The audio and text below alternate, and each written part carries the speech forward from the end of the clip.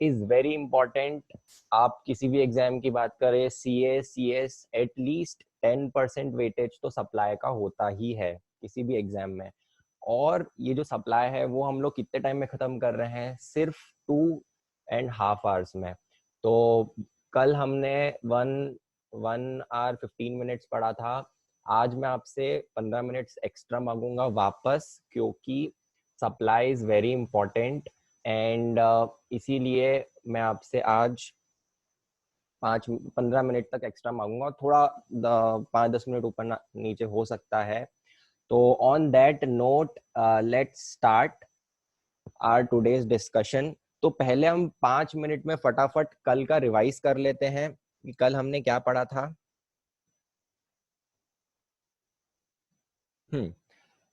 तो ये रहा सप्लाई। Just a second.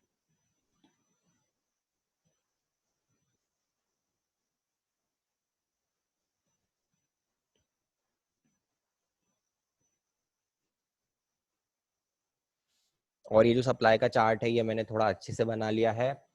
ये जो सप्लाई का चार्ट है ये मैं आपको व्हाट्सएप पे डाल दूंगा एज पीडीएफ हमारे ग्रुप पे, तो आप उस टाइम भी बना सकते हैं।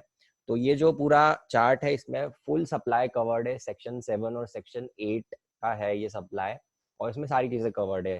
अगर आपको कॉपी नहीं भी करना है, बनाना नहीं भी है, तो आप बाद में इसको बना सकते हैं।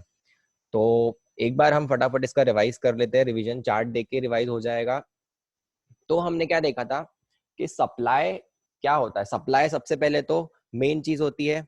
अगर सप्लाई ही नहीं है, किसी एक्टिविटी को अगर सप्लाई ही नहीं मानोगे, तो वो आपको जीएसटी में फिर आगे बढ़ना ही नहीं। तो सबसे फर्स्ट पॉइंट डिटर्मिनेशन क्या होता है? Supply, and supply is the taxable event. इसलिए सप्लाई इज वेरी इंपॉर्टेंट। हम लोग सप्लाई पढ़ रहे हैं। अब सप्लाई में क्या चीजें पढ़ने वाले हैं हम इस चैप्टर में? 4 चीजें पढ़ने वाले हैं। Scope of supply, classification, negative list और टाइप्स ऑफ सप्लाई। तो सबसे पहले हमने स्कोप में क्या पढ़ा था? स्कोप में अगेन 4 चीजें थी। या तो जो आपका सप्लाई है वो गुड या सर्विसेज का होना चाहिए। तो गुड्स में क्या क्या आएगा? 2 चीजें एक्सक्लूड करी थी, मनी, सिक्योरिटीज, और 2 चीजें इंक्लूड करी थी, क्रॉप्स और एक्शनेबल क्लेम। सर्विसेज में से 3 चीजें एक्सक्लूड करी थी, गुड्स, मनी और सिक्योरिटीज, और एक चीज ऐड करी थी, facilitation in conversion. Then forms of supply में हमने देखा था 3 चीजें, sale transfer, barter exchange, lease rental. Then हमने देखा था कि सप्लाई कंसीडरेशन के लिए होना चाहिए। अगर कंसीडरेशन नहीं होगा तो सप्लाई नहीं होगा। तो कंसीडरेशन सिर्फ मनी में होना जरूरी है क्या? नहीं, it can be in kind also. Then supply जरूरी है क्या? जो सर्विस कंसीडरेशन जरूरी है क्या? जो सर्विस रेसिपिएंट है या जो सप्लाई रेसिपिएंट है वही पे करे? नहीं, कोई थर्ड पार्टी भी पे कर सकती है। अगर सब्सिडी है सेंट्रल गवर्नमेंट की या स्टेट गवर्नमेंट की तो उसको कंसीडरेशन नहीं मानेंगे। अब कुछ 4 पॉइंट्स थे जहाँ पे हमने देखा था कि सप्लाई अगर कंसिडरेशन के बिना भी हुआ तो भी उसे सप्लाई मानेंगे। तो वो 4 पॉइंट्स में से हमने 2 पॉइंट कल पढ़े थे कि अगर आपने कोई बिजनेस एसेट फ्री में ट्रांसफर करी है तो उस पे भी आपको क्या मानेंगे कि विदाउट कंसिडरेशन है, फिर भी उसको सप्लाई मानेंगे। और अगर आपने लास्ट पढ़ा था हमने एक सर्विस इंपोर्ट का, तो हम लोग अब आगे का पढ़ने वाले हैं, बाकी के दोनों पढ़ने वाले हैं।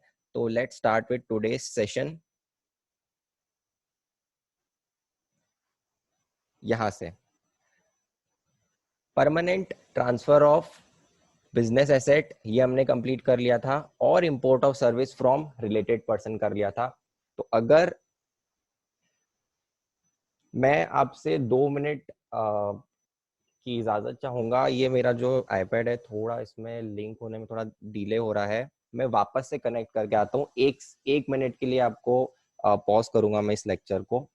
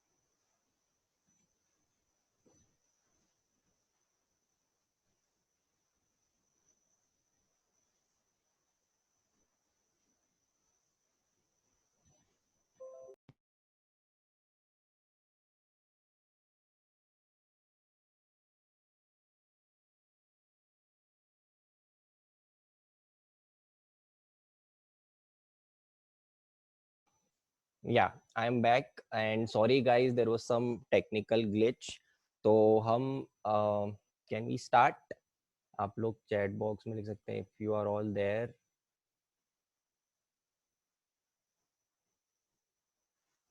ओके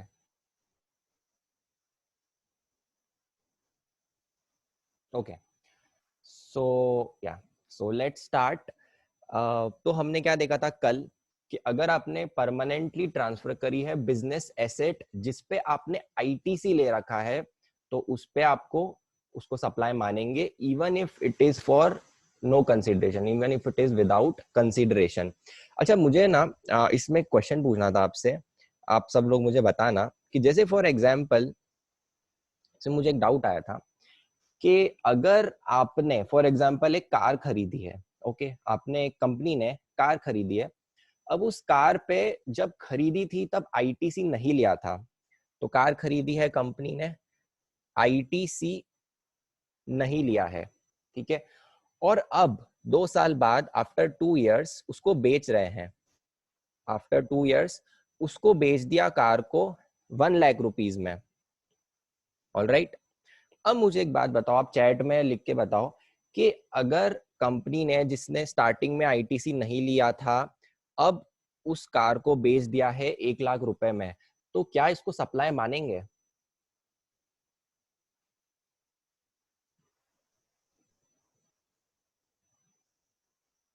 आप चैट बॉक्स में लिख सकते हैं।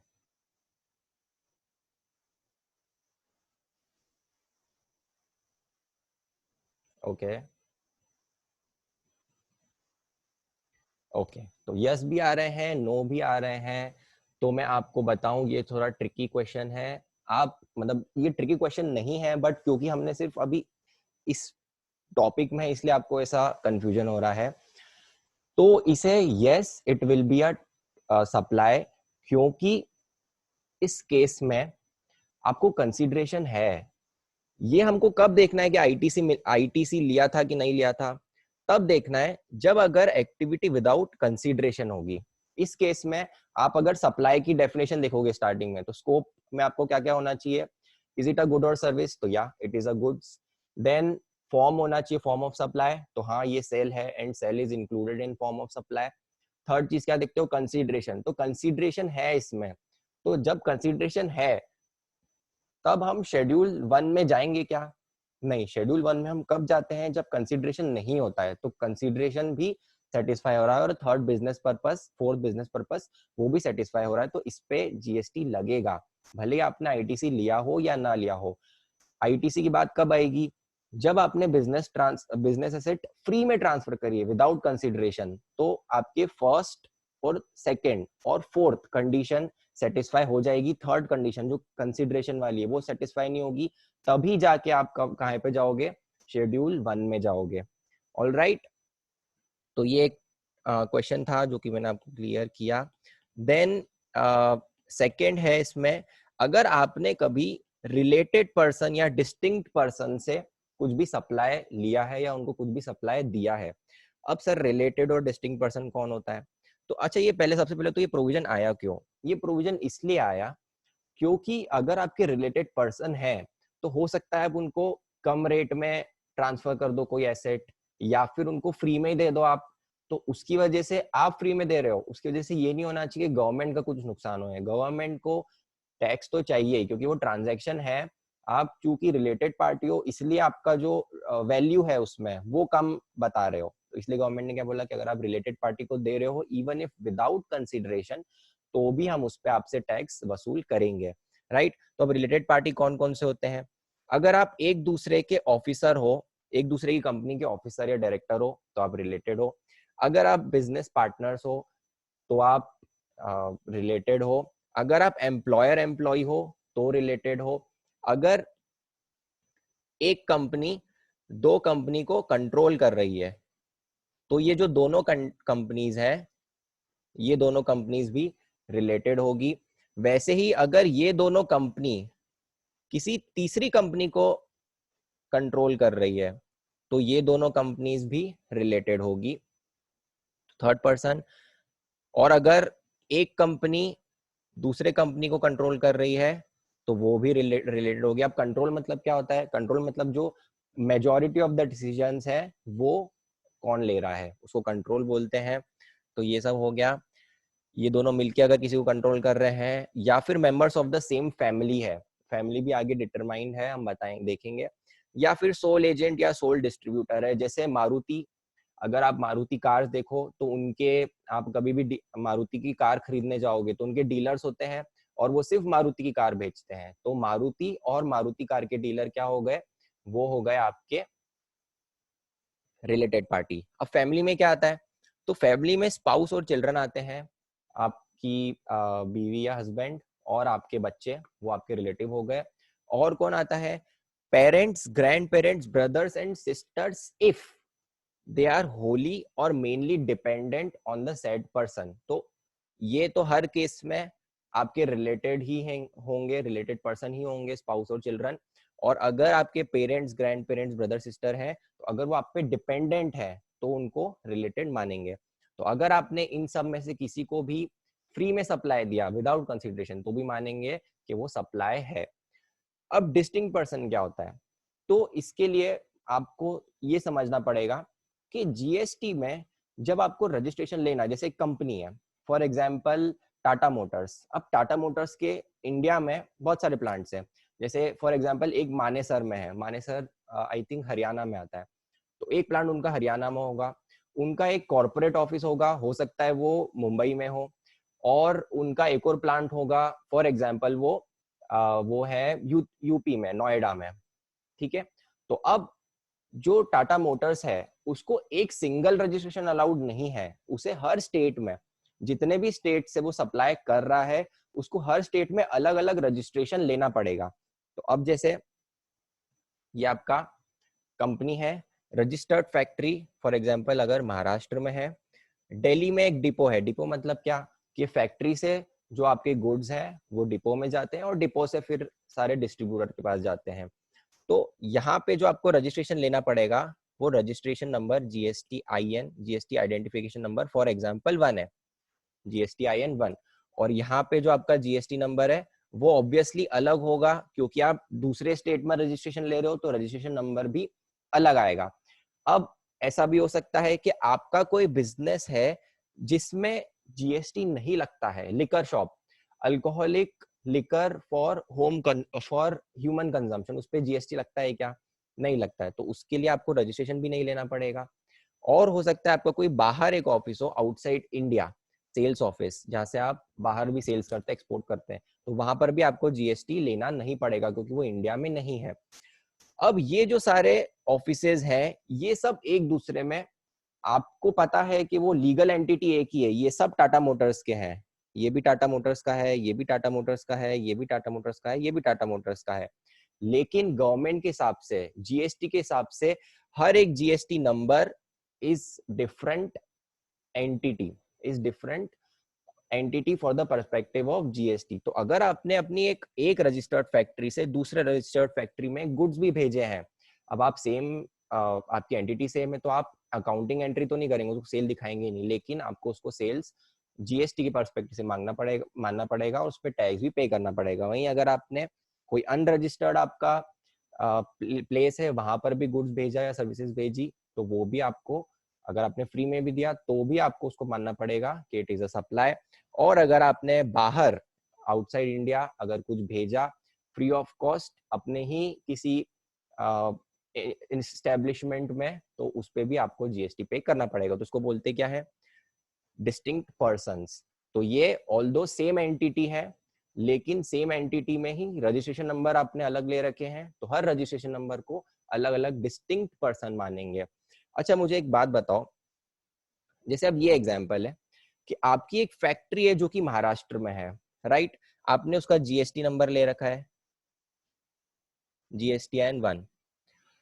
अब महाराष्ट्र में आपको वापस जरूरी नहीं है कि आप दूसरा जीएसटी रजिस्ट्रेशन नंबर लो, तो आपका एक और डिपो है, उसका भी जीएसटी रजिस्ट्रेशन नंबर सेम है, सेम GSTIN। अब अगर आप यहाँ पे सेम जीएसटी नंबर पे ही अगर आप सप्लाई कर रहे हो गुड्स या सर्विसेज या कुछ भी, तो उसको सप्लाई नहीं मानेंगे। क्यों?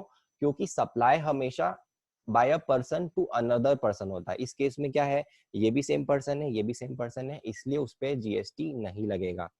तो डिस्टिंक्ट पर्सन मतलब आपको समझ में आया। तो रिलेटेड पर्सन मतलब क्या हो गया, ये रिलेटेड पर्सन की डेफिनेशन है। और डिस्टिंक्ट पर्सन क्या हो गया, तो वो यहाँ पे कवर्ड है। और डिस्टिंक्ट पर्सन दे रखा है सेक्शन नंबर 25 में। ये बहुत पॉपुलर सेक्शन है, सेक्शन नंबर 25। तो कहीं पे भी आप देखोगे तो लिखा रहेगा distinct person as per section 25 ऐसा। तो ये सब आप पढ़ सकते हैं, सेम चीज है जो हमने यहाँ पे मैंने आपको समझाया। अब थोड़ी एक्सरसाइज कर लेते हैं, एक्सरसाइज मतलब एग्जाम्पल कर लेते हैं। Transfer of goods in same state between depots having same GST registration number. तो आपने गुड्स ट्रांसफर करे हैं सेम जीएसटी नंबर के दो डिपो के बीच में, तो क्या ये होगा supply? Not a supply, right, very good, this is not a supply, क्योंकि सेम पर्सन है। हमेशा पर्सन अलग होना चाहिए अगर आपको सप्लाई मानना है तो। बहुत सही, आप सही, सब सही जा रहे हैं। Transfer of goods from registered factory in Gujarat to registered depot in Maharashtra. तो एक स्टेट से दूसरे स्टेट गुड्स जा रहे हैं, तो it's a supply, very good. Then transfer of goods in same state but depots having different GST number. तो हम ये वाला पढ़ रहे हैं, सेम स्टेट है बट जीएसटी नंबर डिफरेंट है, तो ये सप्लाई होगा, वेरी गुड, क्योंकि ये अलग अलग मानेंगे। Sales office of a company in India providing services free of cost to head office in Canada. तो ये भी आपका क्या होगा, सप्लाई, वेरी गुड। ऑलराइट, अब इसमें जो आपको देखा ऊपर रिलेटेड पार्टी की डेफिनेशन में, तो रिलेटेड पार्टी की डेफिनेशन में एम्प्लॉयर और एम्प्लॉय भी है। तो अगर आपका एम्प्लॉय, आप अगर अपने एम्प्लॉय को कुछ फ्री में दे रहे हैं, कुछ कुछ भी चीज फ्री में दे रहे हैं, तो भी उस पे जीएसटी लगेगा, उसको सप्लाई मानेंगे। बट इसमें एक एक्सेप्शन है। इसमें एक्सेप्शन क्या है कि अगर आपने उसको गिफ्ट दिया है, याद रखना सिर्फ गिफ्ट की बात करिए, अगर आपने उसको गिफ्ट दिया है अप टू 50,000 रुपीज, तो 50,000 तक, 50,000 तक अगर आपने उसको गिफ्ट दिया है तो उसे सप्लाई नहीं मानेंगे। गिफ्ट तो हमेशा आप फ्री में दोगे, गिफ्ट दोगे तो उससे कुछ पैसे चार्ज करोगे क्या? नहीं, गिफ्ट आपने फ्री ऑफ कॉस्ट दिया है, तो 50,000 तक अगर आपने गिफ्ट दिया है तो it will not be treated as supply, although it is without consideration and between related party, but उसको नहीं मानेंगे सप्लाई। अच्छा मुझे एक बात बताओ, अगर 50,001 का गिफ्ट दिया, 50,001 रुपीज का, तो उसको मानेंगे सप्लाई? राइट, सप्लाई मानेंगे, और पूरी वैल्यू का मानेंगे, सिर्फ 1 रुपए का सप्लाई नहीं मानेंगे। सप्लाई कितना मानेंगे? पूरा सप्लाई मानेंगे। अगर आपने 1 रुपए भी ज्यादा दिया तो पूरा 50,001 rupee will be treated as supply. ठीक है, बहुत सही जा रहे हैं हम लोग।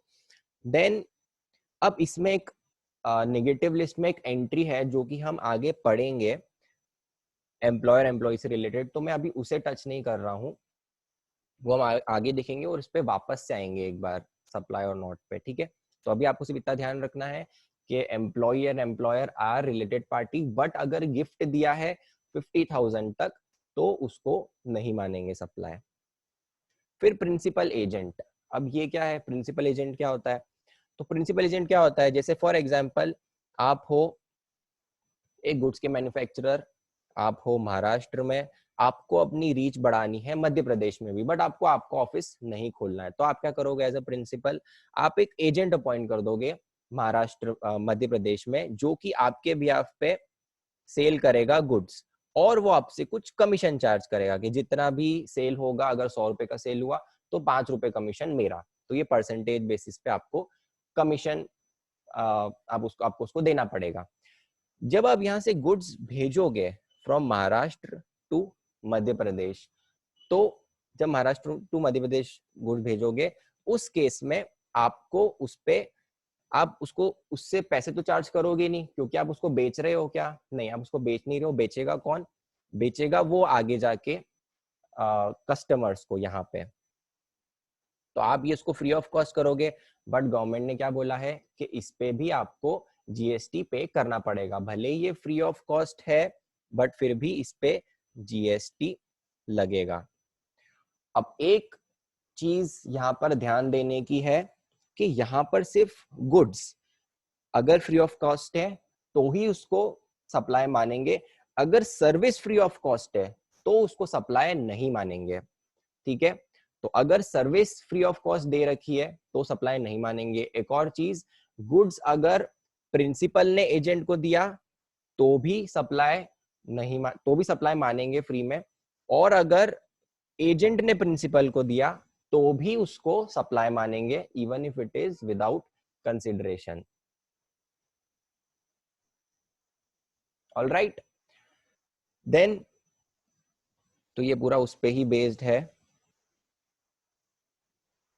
अच्छा, इसमें एक चीज समझाने की है कि कब एजेंट मानेंगे और कब किसको एजेंट नहीं मानेंगे। तो अगर प्रिंसिपल किसी पर्सन को गुड्स भेज रहा है और जो एजेंट है जब वो कस्टमर को बेचता है और अपना इनवॉइस बनाएगा, राइट, अगर इनवॉइस में वो अपना नाम लिख रहा है कि ये जो गुड्स बेचे हैं वो मैंने बेचे हैं, तो आप मानोगे क्या कि वो एजेंट है, तभी आप मानोगे कि वो एजेंट है। बट अगर ये जो एजेंट, जो ये बंदा है ए, ये जब इनवॉइस बना रहा है तो अपने नाम से नहीं बेच रहा है, अगर वो आपके नाम से बेच रहा है, आप प्रिंसिपल हो आपके नाम से बेच रहा है, तो उसको एजेंट नहीं मानेंगे। उस केस में क्या मानेंगे कि ये जो ऑफिस है ये प्रिंसिपल का ही एक ऑफिस है, इसमें एजेंट नहीं है, वो आपके बिहाफ पे काम कर रहा है वैसा। तो ये डिस्टिंक्शन है कि कब एजेंट मानेंगे और कब एजेंट नहीं मानेंगे। तो जब एजेंट मानेंगे तभी आप इसको क्या मानोगे कि ये सप्लाई है even if it is without consideration, और अगर एजेंट नहीं है तो क्या मानेंगे कि वो आपका ही ऑफिस है, तो आप उसमें भेज रहे हो, तो अगर सेम रजिस्ट्रेशन नंबर है, जीएसटी नंबर सेम ही है, तो आप उसको सप्लाई नहीं मानोगे even if it is without, even if it is for free, क्योंकि आप सेम ही पर्सन हो। ऐसा हमने इंपोर्ट ऑफ सर्विस भी कल पढ़ा था। इंपोर्ट ऑफ सर्विस एक बार वापस से देख लेते हैं। तो इंपोर्ट ऑफ सर्विस में स्टार्टिंग में क्या दे रखा था आपको, जो फोर्थ वाला स्कोप है कि ये आपका कोई भी सप्लाई है वो किसके इसमें होना चाहिए, वो बिजनेस के रिलेटेड होना चाहिए। बट उसमें एक एक्सेप्शन था कि अगर इंपोर्ट ऑफ सर्विस है जिसमें कंसीडरेशन है, अगर वो विदाउट बिजनेस पर्पस भी है तो भी उस पे जीएसटी लगेगा, उसको सप्लाई मानेंगे। तो उसको भी हम यहाँ पे ऐड कर लेते हैं। और यहाँ पे इन्होंने क्या बोला है, अगर आपने इंपोर्ट करी है सर्विस किससे, रिलेटेड पर्सन से, या फिर उसका कोई एस्टेब्लिशमेंट जो कि बाहर है, विदाउट कंसिडरेशन है, अगर विदाउट कंसिडरेशन है बट इन द कोर्स और फर्दरेंस ऑफ बिजनेस है, तो भी उसको सप्लाई मानेंगे।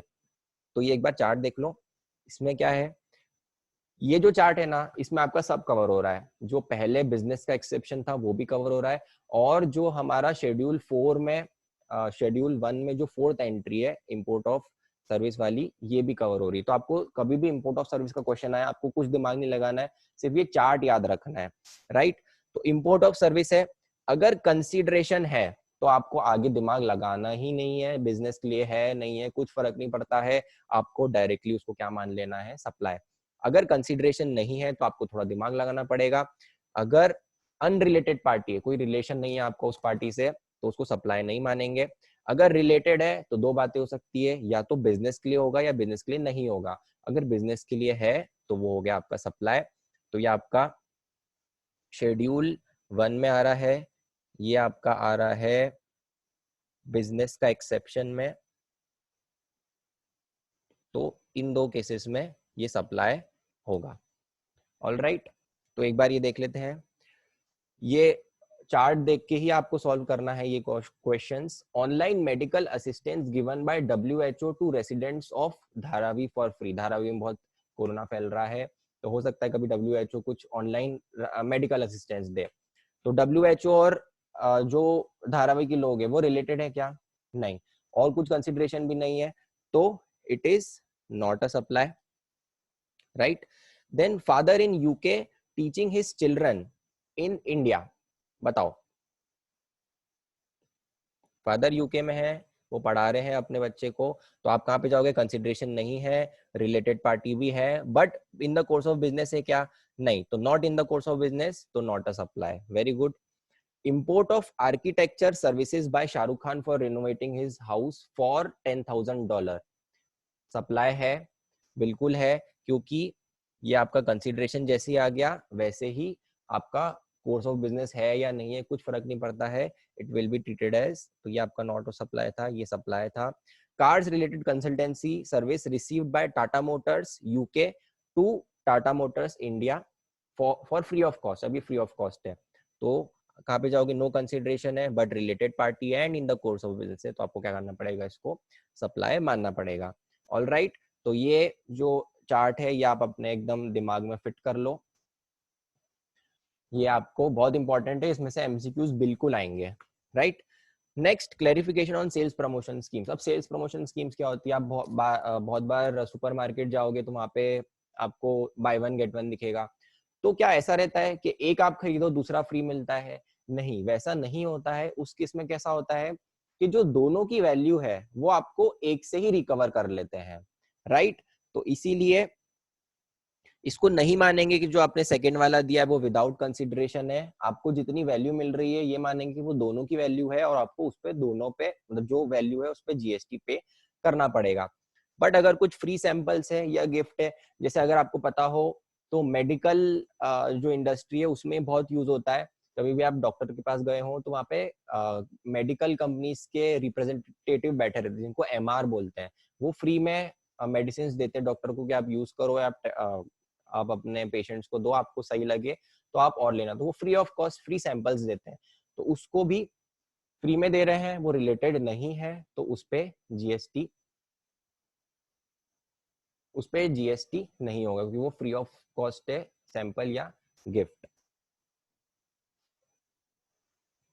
देन अब हम सेकंड पे आ रहे हैं, सेकंड लेग पे हमारा जो स्कोप है वो खत्म हो गया है, अब हम आ रहे हैं शेड्यूल 2 पे। और शेड्यूल 2 क्या होता है, शेड्यूल 2 ये बोलता है कि गवर्नमेंट ने स्पेसिफिकली बता रखा है, तो यहाँ पे बहुत कंफ्यूजन होता था कि कौन सी सप्लाई ऑफ गुड्स है, कौन सा सप्लाई ऑफ सर्विस है, तो गवर्नमेंट ने स्पेसिफिकली क्लासिफाई कर दिया है कि ये सब चीजें सप्लाई ऑफ गुड्स या सप्लाई ऑफ सर्विस है। तो फर्स्ट क्या है आपका ट्रांसफर, अगर आपने कभी भी ट्रांसफर करा है टाइटल ऑफ गुड्स ट्रांसफर करा है तो वो हमेशा क्या होगा, सप्लाई ऑफ गुड्स। अगर आपने हायर परचेज पे भी ले रखा है, हायर परचेज पे भी बेचा है, हायर परचेज क्या होता है, आपको जो पेमेंट मिलेगा वो इंस्टॉलमेंट्स में मिलेगा और आपकी जो टाइटल है वो कब ट्रांसफर होगी, वो लास्ट इंस्टॉलमेंट पे होने के बाद, तो उसको भी आप क्या मानोगे, सप्लाई ऑफ गुड्स ही मानोगे, सप्लाई ऑफ सर्विस नहीं मानोगे। या फिर अगर आपने सेल और रिटर्न बेसिस पे दिया है, जैसे आपने गुड्स बेचा, आपने बोला कि अगर तुझे सही लगे तो तू ले लेना, अदरवाइज वापस रिटर्न कर देना, तो जब वो पार्टी एक्सेप्ट करती है तब उसको क्या मानेंगे कि it is a sale of goods and not a sale of service. तो जब तक वो एक्सेप्ट नहीं करती है तब तक उसको सेल नहीं मानोगे, उसको सप्लाई नहीं मानोगे, जब वो एक्सेप्ट करेगी तभी क्या मानोगे आप उसको कि it is a supply. Then अगर आपने लैंड और बिल्डिंग लीज रेंट और इन सब पे दिया है तो उसको क्या मानेंगे, it will be treated as supply of service. अगर आपने ट्रीटमेंट या प्रोसेस करवाया है, जैसे आप क्लॉथ लेके आए और आपने एक टेलर को दिया कि मुझे इसमें से शर्ट्स बना के दो, तो वो क्या होगा, टेलर ने आपको गुड्स दिया क्या, कुछ नहीं, टेलर ने अपनी सर्विसेज दी है उसके ऊपर, तो इसीलिए क्या होगा, supply of service. Then transfer of business asset हमने ऊपर भी पढ़ा था, बट ऊपर हमने क्या पढ़ा था कि इफ शेड्यूल 1 में पढ़ा था कि अगर वो बिजनेस आपने बिजनेस एसेट ट्रांसफर करी जिसपे आईटीसी लिया था वो फ्री में भी ट्रांसफर करिए तो भी उसको सप्लाई मानेंगे। अब सप्लाई मानेंगे तो क्या मानेंगे, सप्लाई ऑफ गुड्स मानेंगे, सर्विस मानेंगे, वो हमको यहाँ पे बताया है। तो सप्लाई ऑफ गुड्स कब मानेंगे, जब आपने परमानेंटली ट्रांसफर कर दिया हो, तो मतलब आपने उसका जो टाइटल है वो ही आपने किसी और को दे दिया, तो वो क्या होगा, सप्लाई ऑफ गुड्स।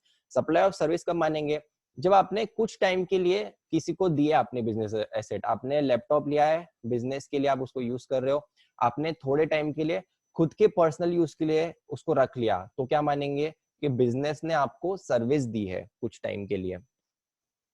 आइडियली ये आइडियल सिनेरियो है, मतलब अब जीएसटी ऑफिसर है वो तो रोज चेक करने आने नहीं वाला है कि आपने वो जो बिजनेस लैपटॉप है उसको घर पे यूज किया है कि नहीं, बट आइडियली ऐसा होना चाहिए कि आपने जब भी उसको पर्सनल यूज के लिए लिया है आपको कुछ पेमेंट करना चाहिए बिजनेस को, और बिजनेस को उस पर जीएसटी चार्ज करना चाहिए। देन अच्छा, इसका कुछ एक्सेप्शंस है। तो एक्सेप्शंस क्या है, अगर आपने जब एक्सेप्शंस के पहले अगर आपने कुछ गुड्स, आपका जो बिजनेस है वो वाइंड अप हो रहा है और आपने अब क्या किया, आपके जो गुड्स हैं वो आप बेच रहे हो धीरे धीरे और कैश आ रहा है आपके पास, तो उस केस में भी उसको क्या मानेंगे कि this is supply of goods, कोई कंसिडरेशन भी है, गुड्स भी है, in the course of business भी। अगर आपको याद हो तो हमने business in the course of business के एग्जांपल में एक देखा था कि अगर आप वाइंड अप भी कर रहे हो बेच भी रहे हो तो भी उसको क्या मानेंगे, इन the course of business only. और तो सारी चारों कंडीशंस सेटिस्फाई हो रही है तो इसको सप्लाई ऑफ गुड्स मानेंगे। इसे कुछ एक्सेप्शंस है, अगर आपने इसको किया है स्लम्प सेल जिसको बोलते हैं, मतलब आपने पूरा के पूरा बिजनेस ही किसी को दे दिया है, तो उस केस में जीएसटी आपको पे नहीं करना पड़ेगा। क्यों? क्योंकि उसमें बिजनेस ने कुछ सेल नहीं किया है, उसमें क्या हुआ, आपने पूरा बिजनेस ही सेल कर दिया है। तो पहले उसके ओनर आप थे, सिर्फ उसका ओनर चेंज हुआ है, अब ओनर कोई और आ गया, बिजनेस वैसा के वैसा ही है, तो उस पर जीएसटी आपको पे नहीं करना पड़ेगा। या फिर अगर आप रिटायर हो रहे हैं, अपने जो आपके लीगल हेयर है उनको आप ये बिजनेस दे रहे हैं, तो उस केस में भी सेम होगा, सिर्फ बिजनेस ओनर चेंज हो रहा है, बिजनेस सेम टू सेम है, तो उसको आपको जीएसटी पे नहीं करना पड़ेगा। अगर आपने कोई इमूवेबल प्रॉपर्टी रेंट पे दी है, कमर्शियल कॉम्प्लेक्स या फिर कुछ भी, तो उसको क्या मानेंगे, सप्लाई ऑफ सर्विस। अब कंस्ट्रक्शन है, अगर आपने कंस्ट्रक्शन करवाया है, तो फॉर एग्जांपल आप बिल्डर के पास गए, आपने बोला मुझे अपना घर बनवाना है, तो उस केस में जो कंस्ट्रक्शन सर्विस वो आपको दे रहा है उसको क्या मानोगे, सप्लाई ऑफ सर्विस।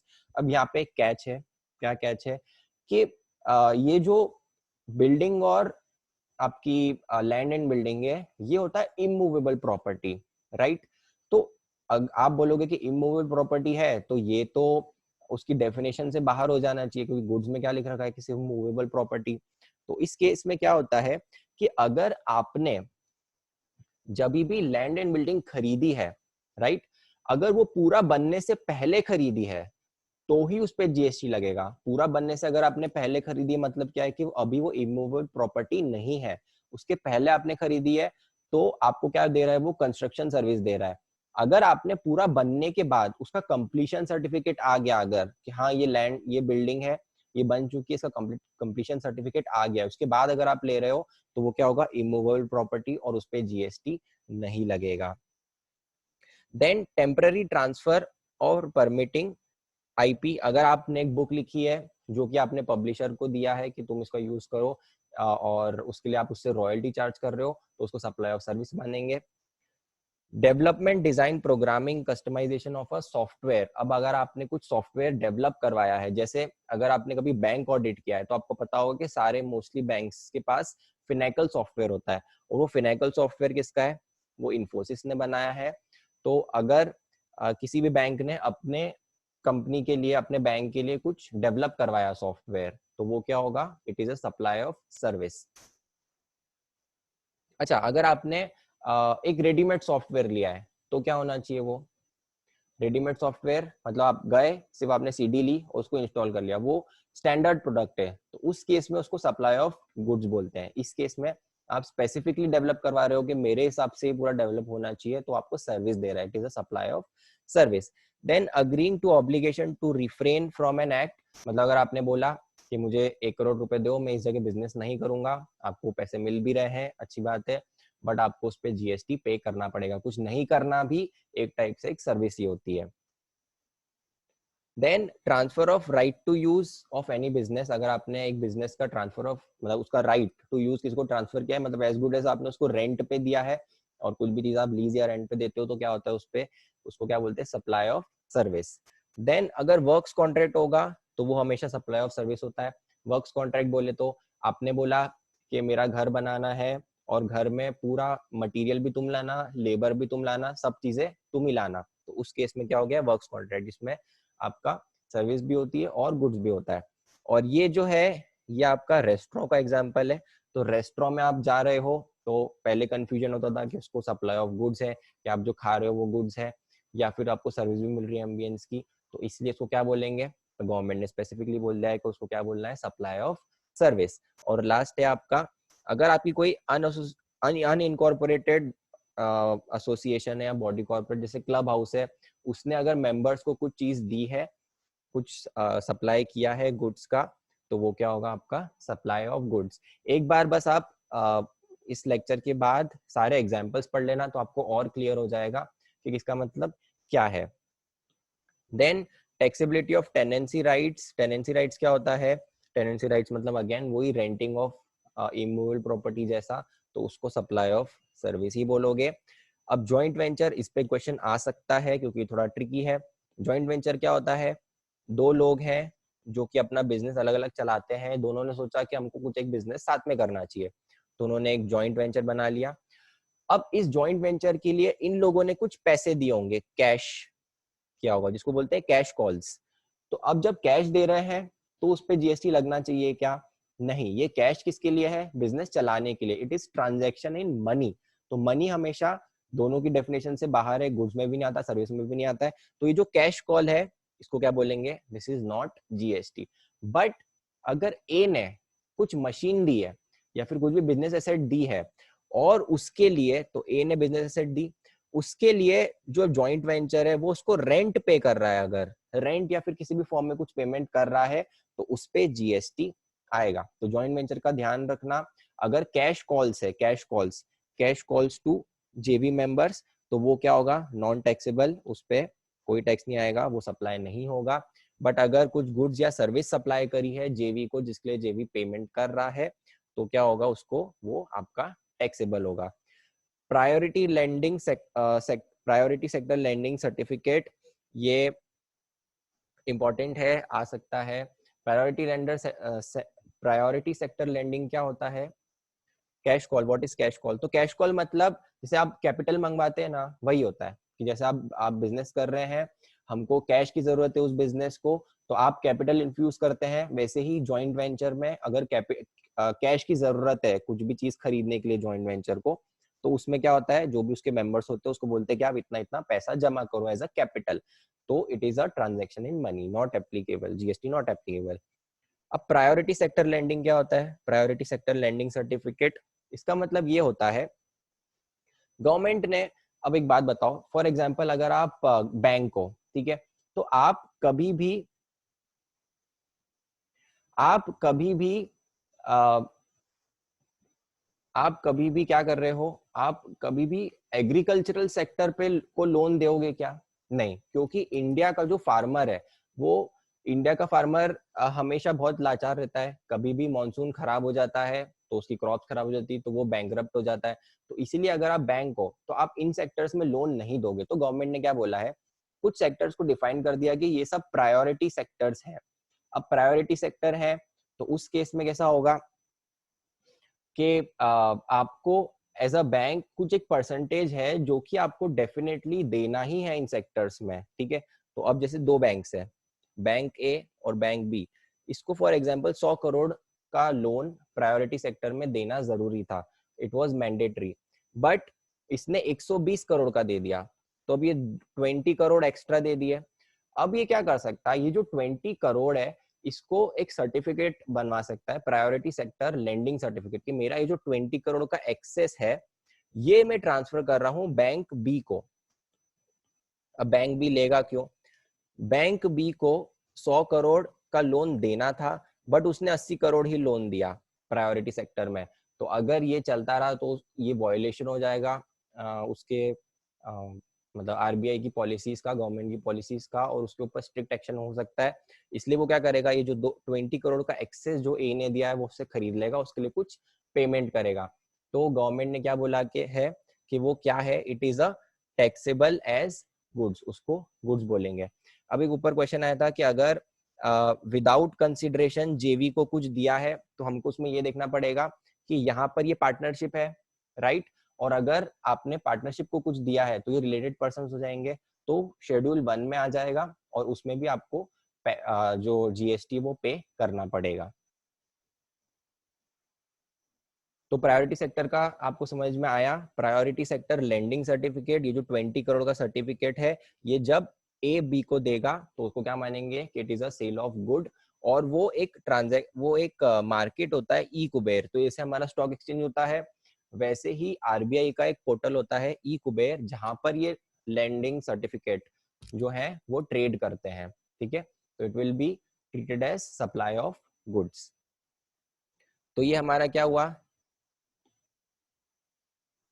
ये जो शेड्यूल 2 है ये पूरा कंप्लीट हो गया, ये सारे।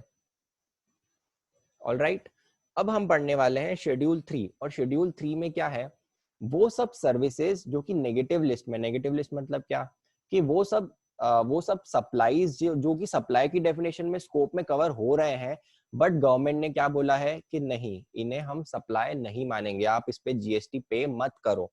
तो सबसे पहले आपका आ गया services by an employee to the employer in the course और रिलेशन ऑफ एम्प्लॉयमेंट। तो आप जब भी आपकी जो डिग्री आप कर रहे हो वो आप क्लियर कर लोगे, आप जाओगे जॉब करने एज एन एम्प्लॉय, तो आपको सैलरी मिलेगी। तो क्या आपको सैलरी पे जीएसटी पे करना पड़ेगा? तो गवर्नमेंट ने बोला है नहीं, आपको उस पे जीएसटी पे नहीं करना है। तो ये जो आपका ऑफर लेटर आया है फॉर एग्जांपल, या आपके ऑफर लेटर में सब लिख रखा है कि बेसिक सैलरी, डीए और वो सब जो भी आप इनकम टैक्स में पढ़ते हो, वेरिएबल पे और वो सब चीजें सब मिला के 1 करोड़ आपकी सैलरी कितनी है, 1 करोड़। अब उस 1 करोड़ पे आपको टैक्स पे करना पड़ेगा क्या? क्योंकि आप सर्विस तो दे रहे हो, अपने एम्प्लॉयर को सर्विस दे रहे हो, राइट? तो आपको, तो गवर्नमेंट ने क्या बोला है शेड्यूल 3 का पैरा 1, आपको, आपने इन द कोर्स ऑफ एम्प्लॉयमेंट कुछ सर्विस दी है, उसके लिए आपको कुछ मिला है, तो उस पे जीएसटी नहीं लगेगा। अब इसको हमको थोड़ा सा लिंक करना पड़ेगा ऊपर जो हमने थोड़ा छोड़ा था, शेड्यूल 1 में वापस जाएंगे, यहाँ पे एम्प्लॉयर एम्प्लॉय। तो एम्प्लॉयर और एम्प्लॉय क्या है, रिलेटेड है। अब इसमें से क्या चीजें बाहर हो गई है, अगर एम्प्लॉय ने सर्विसेज दी है in the course of employment और उसको सैलरी, डीए, जो भी उसके एम्प्लॉयमेंट कॉन्ट्रैक्ट में लिखा था वो मिल रहा है, तो वो जीएसटी में नहीं है। अच्छा, अब अगर एम्प्लॉयर ने कुछ दिया है एम्प्लॉय को, अभी तो हमने क्या बात करी थी, एम्प्लॉय ने दिया है एम्प्लॉयर को इन द कोर्स ऑफ एम्प्लॉयमेंट। अब अगर एम्प्लॉयर ने एम्प्लॉय को कुछ दिया है, तो अप टू 50,000 का गिफ्ट दिया है, सिर्फ गिफ्ट की बात हो रही है, 50,000 का अगर कुछ गिफ्ट दिया है तो भी उसको सप्लाई नहीं मानेंगे। उसके अलावा अगर कुछ दिया है, कुछ सर्विसेज दिए, कुछ गुड्स दिए हैं, तो उस पे जीएसटी लगेगा। और इसमें एक और एक्सेप्शन दिया है कि अगर आपको देखना पड़ेगा, ये अगर मेंबरशिप ऑफ क्लब, हेल्थ या फिटनेस सेंटर इन सब से रिलेटेड है, जो कि फ्री ऑफ चार्ज दिया है टू ऑल द एम्प्लॉइज, तो ये आपको उस पे भी आपको टैक्स जीएसटी पे नहीं करना पड़ेगा। इसके अलावा सब चीजें भले ही वो इन द कोर्स, भले ही वो फॉर कंसिडरेशन हो या ना हो, उस पे आपको जीएसटी पे करना पड़ेगा। अब इसके हम लोग एग्जांपल्स देखेंगे तो आपको चीजें और क्लियर होगी। तो जैसे Shree Cement gave free Europe trip package worth 2 lakh to its best employee. अब बेस्ट एम्प्लॉय को क्या दिया है, यूरोप की ट्रिप। अब ये गिफ्ट है क्या, राइट, गिफ्ट है। और क्या ये 50,000 से ज्यादा है, राइट, 50,000 से भी ज्यादा है तो सप्लाई होना चाहिए क्या, राइट, तो this should be treated as supply. Then Blue Dart courier की कंपनी, आपको पता होगा, provides courier services to its employees free of cost. अब कुरियर सर्विस प्रोवाइड करिए, तो ये गिफ्ट होगा क्या? नहीं, ये गिफ्ट नहीं होगा। गिफ्ट क्या होता है कि आपने कुछ फ्री ऑफ कॉस्ट कुछ चीज दी है, right, this is not a gift.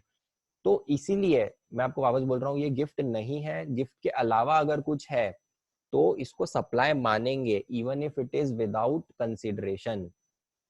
वो जो 50,000 वाली लिमिट है वो किसके लिए है, वो सिर्फ गिफ्ट के लिए है। बाकी कोई भी अगर आपने सर्विस दी है तो वो क्या होगी, सप्लाई होगी, एक्सेप्ट ये वाला, एक्सेप्ट जो फ्री ऑफ कॉस्ट आपने मेंबरशिप ऑफ क्लब, हेल्थ या फिटनेस सेंटर दिया है, एक्सेप्ट दिस सारी चीजें आपकी क्या होगी, सप्लाई। चलो आगे बढ़ते हैं। PwC conducts free yoga session for all its employee every Friday for free। ये क्या होना चाहिए, definitely it is not a supply, क्योंकि ये health services, health center related हो गया, हेल्थ रिलेटेड।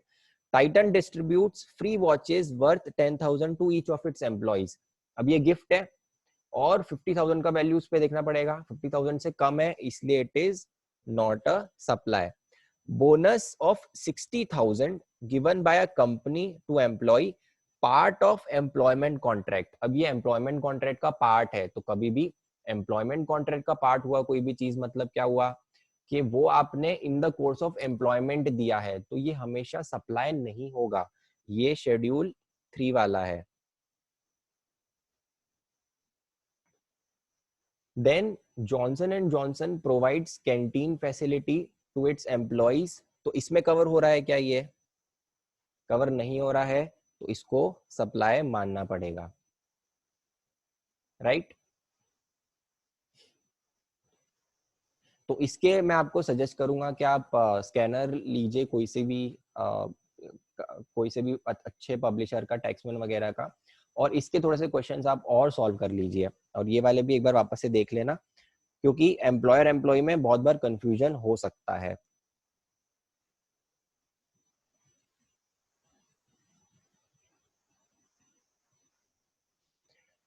नेक्स्ट, तो ये हो गया हमारा नेगेटिव लिस्ट का पैरा नंबर 1 कि अगर किसी भी एम्प्लॉय ने एम्प्लॉयर को सर्विसेज दिए in the course of employment, तो उस पे अच्छा, इसमें और एग्जांपल्स हैं।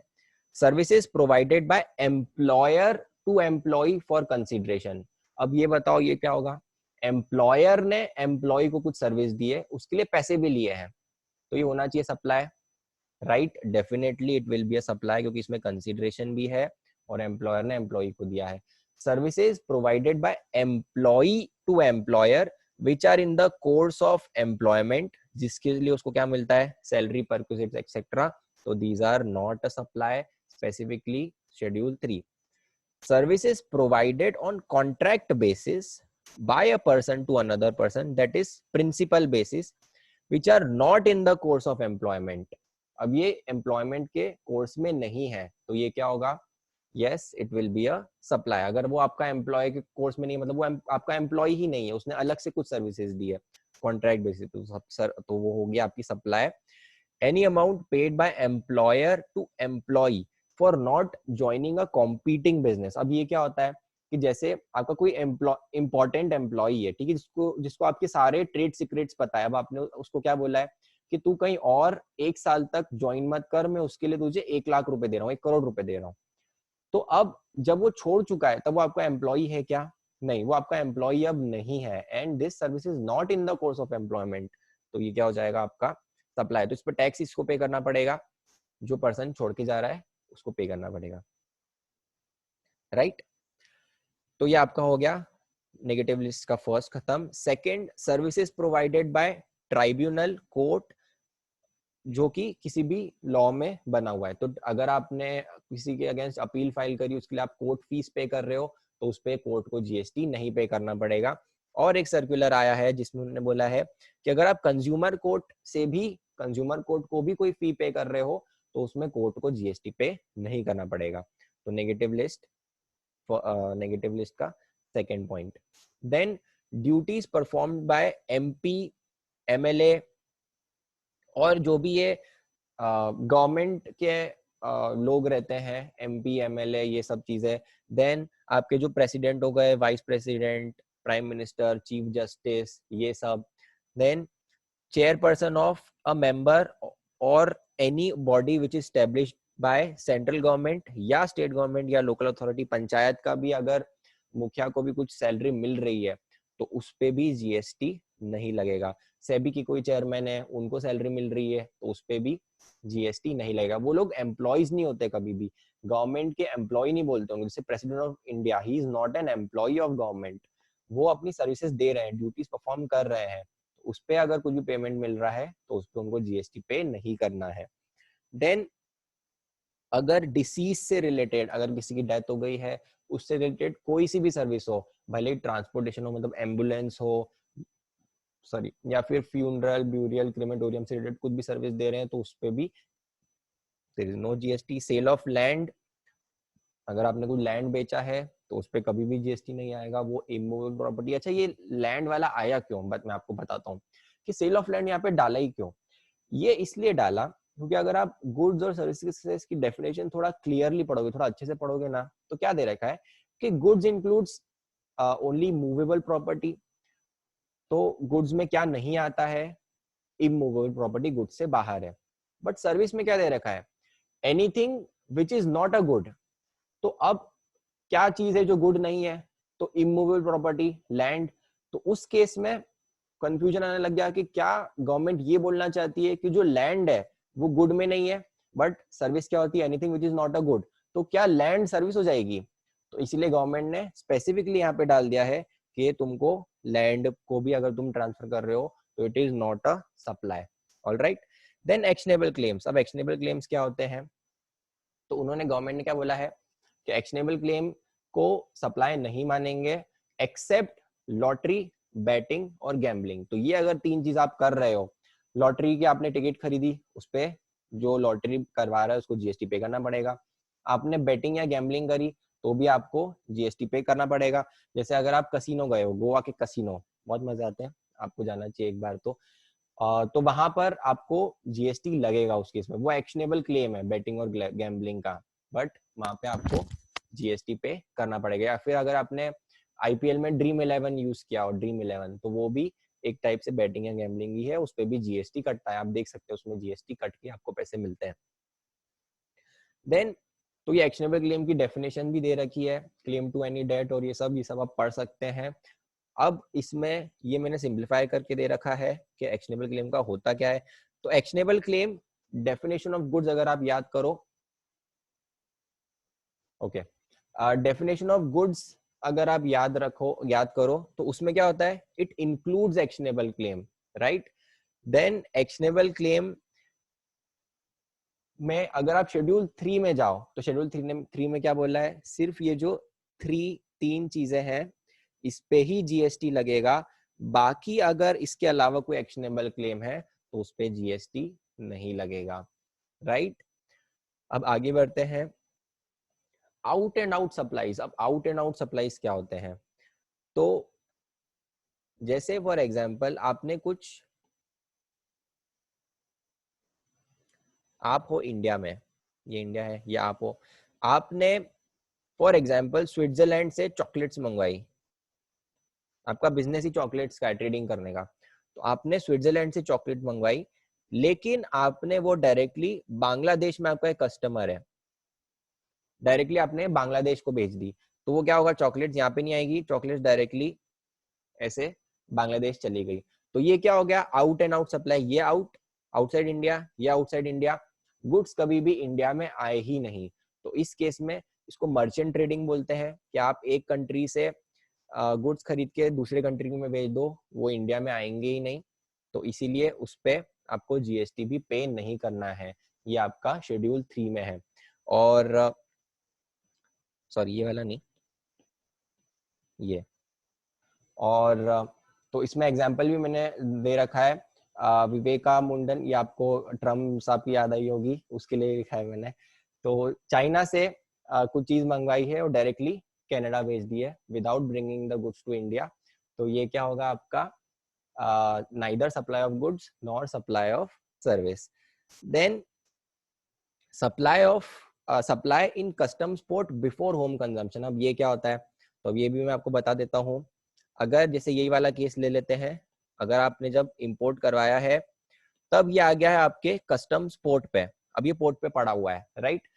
अब आपको कस्टम्स में आप और पढ़ेंगे कि जब भी कोई गुड आपका कस्टम्स में आता है तो आपके पास दो ऑप्शन रहते हैं, या तो आप उस पर कस्टम ड्यूटी पे करके उसको अपने फैक्ट्री में ले जाओ, या फिर उसको आप अपने जो वेयर हाउस है, कस्टम्स वेयर हाउस, वहां पर ही रखो, और जब बाद में अगर आपको उसको यूज करना है तो आप बाद में उसको कस्टम ड्यूटी पे करके रिलीज करवा सकते हो, अपने घर ले जा सकते हो। अब जब यहाँ पर गुड पड़ा है तो आपके पास जैसे ही आया, यहाँ पे पड़ा हुआ है, आपने उसको कस्टम क्लियर करवाने से पहले ही किसी को बेच दिया, अगर कस्टम्स में क्लियर करवाने से पहले ही अगर किसी को भेज दिया, तो उस केस में भी आपको जीएसटी नहीं पे करना पड़ेगा। तो इंपोर्ट ऑफ गुड्स पे मैं आपको बता दूं कि IGST पे करना पड़ता है, लेकिन वो कब करना पड़ता है, जब आप कस्टम से क्लियर करो तो फाइनल जो अमाउंट है उस पे करना पड़ेगा। तो आपने जब मंगवाया, आपने ये बेच दिया, तो आपको जीएसटी पे नहीं करना है, तो जीएसटी गवर्नमेंट को मिलेगा ही नहीं क्या?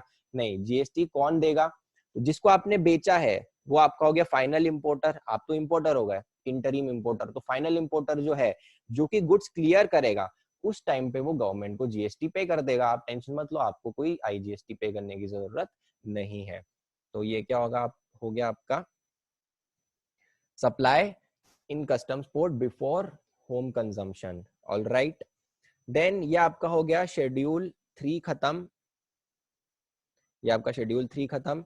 अब गवर्नमेंट ने कुछ नोटिफाई किया है कि ये 3 जो सप्लाई है इनको भी नाइदर सप्लाई ऑफ गुड्स बोलोगे नॉर सप्लाई ऑफ सर्विस बोलोगे। तो ये क्या है? तो सबसे पहले interstate movement of various conveyance. अब कन्वेयंस क्या होता है? मतलब इसमें आप चीजें लेके जाते हो। तो जैसे फॉर एग्जांपल आपकी फैक्ट्री है, ठीक है, आप फैक्ट्री से गुड़गांव में आपकी फैक्ट्री है, वहां से आपने महाराष्ट्र में कुछ गुड्स भेजे डिपो में। तो आपके जो गुड्स हैं वो जा रहे हैं, ट्रक में जा रहे हैं फ्रॉम दिल्ली टू महाराष्ट्र। बीच में आपको कस्टम जो जीएसटी ऑफिसर उसने रोक लिया, उसने बोला कि आप बताओ इसमें हमने जीएसटी पे करा है कि नहीं किया है। तो आपने दिखा दिया कि हाँ ये जो गुड्स हैं इस पे जीएसटी पे करा है। तो सेकंड क्वेश्चन क्या पूछेगा? ये ट्रक भी तो जा रहा है, ये ट्रक आपका दिल्ली का ट्रक है और ये ट्रक जा रहा है आपका कहाँ पे जा रहा है? महाराष्ट्र में जा रहा है। तो this is also a supply. आपने ट्रक सप्लाई कर रहे हो यहाँ से वहां तक, तो मुझे आपको उस पर भी जीएसटी पे करना पड़ेगा। तो गवर्नमेंट ने क्या बोला है कि अगर ट्रक और ये सब चीजें कुछ भी है तो इस पे आपको जीएसटी पे नहीं करना पड़ेगा। और ये बहुत इंपॉर्टेंट था, जो कि बाद में गवर्नमेंट ने क्लैरिफाई किया। बहुत ये पहले इस पे कंफ्यूजन भी होता था हम लोगों को भी कि इसका क्या करेंगे। तो जब जीएसटी आया था तब थोड़ा इसमें जब ड्राफ्ट लॉज आए थे तब ये सब नहीं था। तो जो मेरा क्लाइंट था वो था शिपिंग कंपनी। तो शिपिंग कंपनी में अगर आपने देखा होगा तो जब भी कुछ भी ये होता है ना ट्रांसपोर्टेशन, तो वो इस ऐसे बड़े बड़े कंटेनर्स में होता है।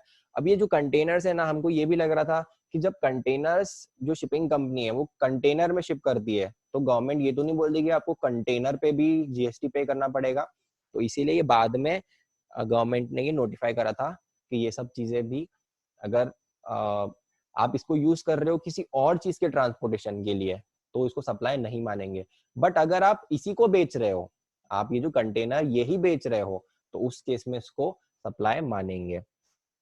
जैसे एग्जांपल्स है sale of truck by Eicher to Reliance. तो आईशियर कंपनी है जो कि ट्रक्स बनाती है, उसने किसको बेची है ट्रक्स? रिलायंस को।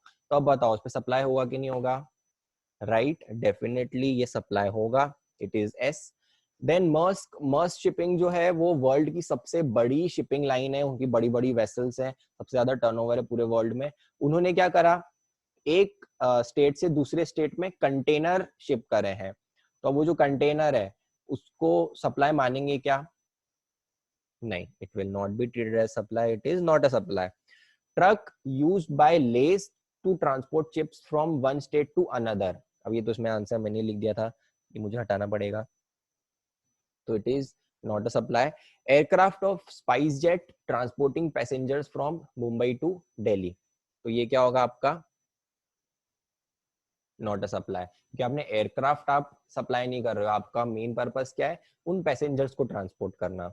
Okay, then interstate movement of rigs tools and spares all goods on wheels like cranes. अब इसका मतलब क्या होता है? तो जैसे आपने कभी घर बनता होगा तो आपने देखा होगा कि बोरिंग होती है। अब बोरिंग मतलब क्या होता है? तो बोरिंग में क्या करते हैं, ये आपका लैंड होता है, उसमें होल करते हैं ताकि उसमें से पानी आए, राइट। तो अब जैसे फॉर एग्जाम्पल आपको मध्य प्रदेश में अपना घर बनवाना है, बट मध्य प्रदेश में आपको कोई बोरिंग वाला नहीं मिल रहा है। तो आपने क्या बोला, एक महाराष्ट्र में या फिर छत्तीसगढ़ में, पास में छत्तीसगढ़ है, छत्तीसगढ़ में एक सप्लायर से बोला है, सर्विस प्रोवाइडर से, कि मेरे यहाँ आप बोरिंग कर दो। तो वो अपनी मशीन जो है, ये फॉर एग्जाम्पल उसकी मशीन है, हंसना मत, थोड़ी मेरी ड्राइंग खराब है। अब ये मशीन उसने भेजी है छत्तीसगढ़ से मध्य प्रदेश आपके लिए ड्रिलिंग करने के लिए। तो क्या ये सप्लाई ऑफ दिस मशीन हो गया? नहीं। तो आपने उसने क्यों भेजी है मशीन? आपको सर्विस देने के लिए। तो उस केस में ये जो मशीन है ये इसका सप्लाई नहीं मानेंगे। राइट, गवर्नमेंट ने स्पेसिफिकली बोल दिया है। Then service granted by way of grant of alcoholic liquor license. तो जब अल्कोहल का के लिए आपको लाइसेंस लेना पड़ता है, तब आपको कुछ फीस पे करनी पड़ती है स्टेट गवर्नमेंट को। तो स्टेट गवर्नमेंट को अच्छी तगड़ी फीस देनी पड़ती है। तो स्टेट गवर्नमेंट ने बोला कि हमको इस पे जीएसटी पे नहीं करना है, तो ये एक्सक्लूड कर दिया है बाय वे ऑफ नोटिफिकेशन। तो ये हमारा नेगेटिव लिस्ट खत्म हो गई है। तो नेगेटिव लिस्ट में दो चीजें थी, एक तो शेड्यूल था जिसमें 8 सप्लाईज थे, और हमारा बाद में गवर्नमेंट ने जो नोटिफाई करा तो वो 3 चीजें नोटिफाई करी है। ये जो समरी है ये मैं आपको व्हाट्सएप पे भेज दूंगा, तो आप इसकी टेंशन मत लो, आप नहीं भी लिख रहे हो तो। अब लास्ट जो हमारा लेग है वो है टाइप्स ऑफ सप्लाई। अब सेक्शन 7 खत्म हो गया है, हम जा रहे हैं सेक्शन 8 की तरफ, टाइप्स ऑफ सप्लाई। अब गवर्नमेंट ने बोला है टाइप्स सप्लाई जो है वो 2 टाइप के हो सकते हैं, या तो कॉम्पोजिट या फिर मिक्स्ड। अब मैं आपको एक एग्जांपल देता हूँ कंपोजिट सप्लाई होता क्या है। तो आप अपने शैम्पू को इमेजिन करो, आप कौन सा शैम्पू यूज करते हैं, फॉर एग्जांपल क्लिनिक प्लस, ठीक है। तो अब क्लिनिक प्लस अगर आप इमेजिन करोगे तो आप क्या देखोगे, आप ये देखोगे कि क्लिनिक प्लस की ब्लू कलर की बॉटल है, मतलब ब्लू कलर का उसका कैप है और नीचे व्हाइट कलर का उसकी बॉडी है, ठीक है। आपने ये इमेजिन किया क्या कि नहीं जिसको निकालूंगा मैं तब उसके बाद वो कैसे दिखता है, नहीं, क्योंकि आपके दिमाग में परसेप्शन क्या है कि अगर मैं कभी भी दुकान के पास जाऊंगा, मैं बोलूंगा मुझे क्लिनिक प्लस शैम्पू चाहिए, तो वो मुझे शैम्पू निकाल के नहीं देगा, वो मुझे पूरी की पूरी बॉटल देगा। तो ये क्या होगा आपका कंपोजिट सप्लाई। इसमें आपका जो सप्लाई हो रहा है वो बॉटल का हो रहा है क्या, प्लास्टिक की बॉटल का, नहीं, वो सप्लाई किस चीज का, शैम्पू का। वो जो बॉटल है वो शैम्पू को के साथ आ रही है और वो इनएविटेबल है, आप बिना बॉटल के शैम्पू यूज नहीं कर सकते हो। अब एक बात बताओ, अगर जीएसटी में देखो आप, तो जीएसटी में अगर दोनों के रेट अलग है, प्लास्टिक बॉटल का जो जीएसटी का रेट है वो 18% है और शैम्पू का फॉर एग्जाम्पल 12% है, तो अब किस रेट पे टैक्स लगाओगे। तो अब इसमें आपको ये देखना पड़ेगा कि ये जो सप्लाई है ये शैम्पू का है, प्राइमरी सप्लाई किस चीज का है, शैम्पू का है कि प्लास्टिक का है, प्लास्टिक बोतल का। तो आप क्या बोलोगे कि मुझे तो मेरा इंटेंशन था शैम्पू खरीदने का, जो कंपनी बेच रही है उसका इंटेंशन भी था शैम्पू खरीदने का, बट बिना शैम्पू ऐसे नहीं बेच सकते, इसलिए प्लास्टिक की बोतल इंपॉर्टेंट है। तो इसलिए ये क्या हो गया आपका कॉम्पोजिट सप्लाई। और जब भी कॉम्पोजिट सप्लाई होगा तो उसमें क्या मानेंगे कि जो सप्लाई है this is supply of principal supply. अब इसमें प्रिंसिपल सप्लाई ये है शैम्पू, कि आपको प्रिंसिपली चाहिए क्या था, शैम्पू, ये तो आपको एंसिलरी है, ये तो उसके साथ मिला।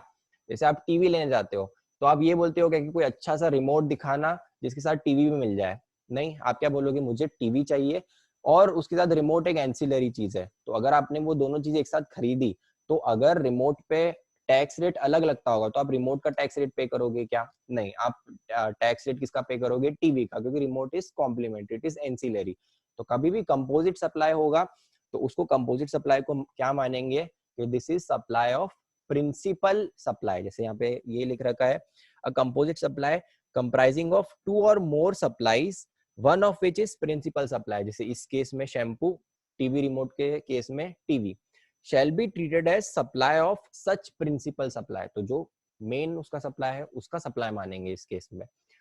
अब कुछ लोग इसका गलत फायदा उठा सकते हैं, वो लोग क्या करेंगे कि बहुत सारी चीजें 3-4 चीजें मिक्स करके दे रहे हैं, ठीक है, जिसका ज्यादा रेट ही है, और क्या बोलेंगे कि हमारा जो ये छोटा वाला जिसका रेट कम है ये प्रिंसिपल सप्लाई है और बाकी सब क्या है, ये सब इसके साथ ही दे रहे हैं, तो हम कम वाला रेट लगाएंगे। जैसे फॉर एग्जाम्पल आपको सोचा कि आप इसको हटाए कैसे, तो चॉकलेट फॉर एग्जाम्पल 18% से टैक्सेबल है, ड्राई फ्रूट्स फॉर एग्जाम्पल 12% से रेट है।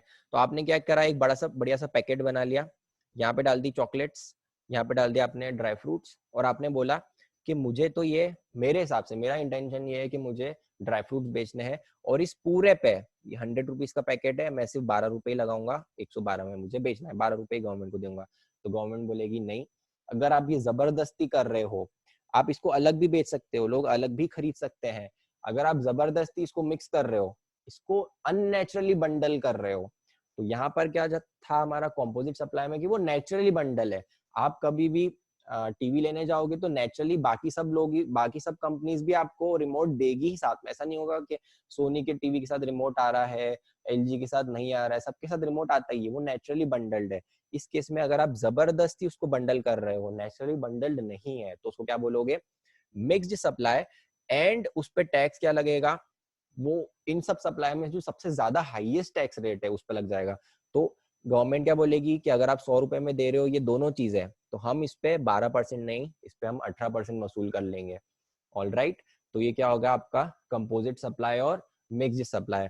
अब इसके लिए कोई स्पेसिफिक फॉर्मूला नहीं है कि आप ये समझ लो तो इसके हिसाब से इसको कंपोजिट बोलेंगे, इसको मिक्स बोलेंगे। इस पे बहुत कंफ्यूजन भी चलता रहता है और इस पे बहुत सारे केस लॉज भी आते रहते हैं। तो बट गवर्नमेंट ने गाइडलाइंस दे रखी कि आपको ये सब चीजें देखनी है। अगर ये सब चीजें आप देखोगे तो आपको समझ में आ जाएगा रीजनेबली कि ये कंपोजिट है कि ये मिक्स्ड है। जैसे परसेप्शन ऑफ द कंज्यूमर और द सर्विस रेसिपिएंट। जैसे आपने फॉर एग्जांपल एक आपने खरीदा था इलेक्ट्रॉनिक गुड्स एक सुपरमार्केट से, आपने एक लोडिंग रिक्शा से बात करी कि मुझे ये घर तक चाहिए। तो अब लोडिंग रिक्शा का काम क्या है, आपको ट्रांसपोर्ट करना, राइट। बट आपने उसको क्या बोला कि उसके साथ तू मुझे लोडिंग अनलोडिंग सर्विसेज भी दे देना, तू वहां से उठा के अपने रिक्शा में रखना, रिक्शा से यहाँ लाना और यहाँ से मेरे घर पे रख देना। तो ये जो लोडिंग अनलोडिंग है ये कोई अलग सर्विस नहीं है। आप क्या सोचोगे कि ये तो साथ में मिलता ही है, हर कोई देता ही है, तो आपका परसेप्शन क्या है कि वो साथ में मिलता है। तो उस केस में ये दोनों क्या हो जाएगा आपका composite supply. Then majority of service provider provides that service as a bundle of service. तो मेजॉरिटी आप देखोगे तो वो सर्विस प्रोवाइड करते ही हैं आपको, लोडिंग अनलोडिंग भी साथ में करके देते हैं। The nature of services in a bundled service. तो जो नेचर ऑफ सर्विस है वो सर्विसेज एक जैसी होनी चाहिए। जैसे आपका होटल स्टे, आप कभी भी ओयो में जाओगे या फिर फैब होटल्स में जाओगे या फिर किसी भी होटल में जाओगे तो उसमें रहता है कि फ्री ब्रेकफास्ट मिलता है। तो आपकी जो मेन सर्विस है वो क्या है, होटल स्टे की है, और ब्रेकफास्ट तो आपको कॉम्प्लीमेंट्री मिल रहा है। तो इसलिए आप जो टैक्स लगाओगे उस वैल्यू पे, पूरी वैल्यू पे, वो कौन सा टैक्स लगाओगे, जो होटल स्टे पे लगता है वो वाला। एंड अदर इलस्ट्रेटिव इंडिकेटर्स, ये सब क्या है कि जैसे these are normally advertised as a package. जैसे आप कार लेने जाते हो, उसमें क्या बोलता है कि सर आपको ये कार में बीट्स के स्पीकर मिलेंगे, सनरूफ मिलेगी, रिवर्स कैमरा। अब इन सब के रेट्स अलग अलग हो सकते हैं, लेकिन उसको एडवर्टाइज कैसे करते हैं कि इसके ये सब फीचर्स हैं, और ये सारे फीचर्स के भले ही रेट अलग है, लेकिन आप उस पर टैक्स कौन सा लगाओगे, जीएसटी कौन से रेट पे लगाओगे, तो जो कार का रेट है उस पर लगाओगे। different elements are not differently available। ये मेरे साथ हो गया था, मेरा वायरलेस माउस था, उसकी जो यूएसबी स्टिक है वो घूम गई थी। अब मैं कोई दूसरी यूएसबी स्टिक को उस माउस से कनेक्ट नहीं कर सकता, वो दोनों साथ में मिलना जरूरी है, राइट। तो इसलिए आप उसको अलग सेपरेटली यूज नहीं कर सकते हो। Then different elements are integral to supply of each other. जैसे आपने पावर बैंक खरीदा तो उसके साथ एक छोटी सी कॉर्ड भी आती है। अब हो सकता है उन दोनों का टैक्स रेट अलग हो, तो बट आप उसको अगर बिना पावर बैंक, बिना चार्जिंग केबल के कोई पावर बैंक दे रहा है तो उसको कोई लेगा ही नहीं, क्योंकि that is important, that is integral part, इसलिए वो भी क्या होगा आपका कंपोजिट सप्लाई। अब एक सर्कुलर दिया है गवर्नमेंट ने कि जैसे आप कार सर्विसिंग पे डालते हैं, राइट, तो कभी आपने बिल देखा होगा उसका, तो उसमें कैसा रहता है, पार्ट्स के अलग अलग, हर पार्ट अलग अलग दिया हुआ रहता है और लास्ट में एक लेबर चार्ज भी लगा हुआ रहता है। तो अगर ऐसा है तो आपको उसको ना तो कॉम्पोजिट मांगना है ना तो उसको मिक्स्ड मानना है। क्यों? क्योंकि हर की आपकी वैल्यू अलग अलग है, तो आप हर प्रोडक्ट पे अलग अलग टैक्स रेट लगा दो अपने हिसाब से और जीएसटी उस हिसाब से भर दो। हाँ, और ये एक और अच्छा सर्कुलर आया था गवर्नमेंट का, ये थोड़ा आप समझना कैसा होता है कि जैसे अगर आपको पैम्पलेट या बुक प्रिंट करवानी है, आप एक जैसे आप गए, एक आपने एक बुक लिखी है बहुत बढ़िया, आप ऑथर बन गए हो और अब आपको वो प्रिंट करवानी है, तो आप एक फोटोकॉपी वाले शॉप पे जाते हो कि मुझे इसकी प्रिंटिंग चाहिए। अब उसमें बुक में मेन एलिमेंट क्या है, वो जो लिखा हुआ है वो एलिमेंट है कि या जो पेपर आपको मिलने वाला है वो एलिमेंट है। आप जब बुक खरीदते हो तो किस चीज के लिए खरीदते हो, उसमें जो अंदर का कंटेंट है उसके लिए खरीदते हो, राइट। आपने क्या करवाया, उससे सिर्फ प्रिंटिंग करवाई है, तो इस केस में उसने जो आपको सर्विस दी है that is supply of printing service and not supply of goods. Second चीज, अगर आप ऑनवेलप छपवाते हैं। ऑनवेलप आप कैसा रहता है, ऑनवेलप आप खरीद भी सकते हैं, बट ऑनवेलप में कभी कभी क्या होता है अपना नाम छपवा देते हैं, अपना लोगो छपवा देते हैं। उस केस में आपका इंटेंशन क्या है, आप उस नाम को देख के रोज पढ़ने वाले हैं कि हाँ ये मेरा नाम है, मेरा नाम है, मेरा नाम है, या फिर किसी और को देंगे क्या उसको ऐसे खाली? नहीं, आपका मेन इंटेंशन क्या है कि मुझे एक ऑनवेलप चाहिए, राइट? मेन इंटेंशन क्या था आपका, ऑनवेलप। तो इसीलिए उस केस में उसको क्या बोलेंगे कि it is supply of goods.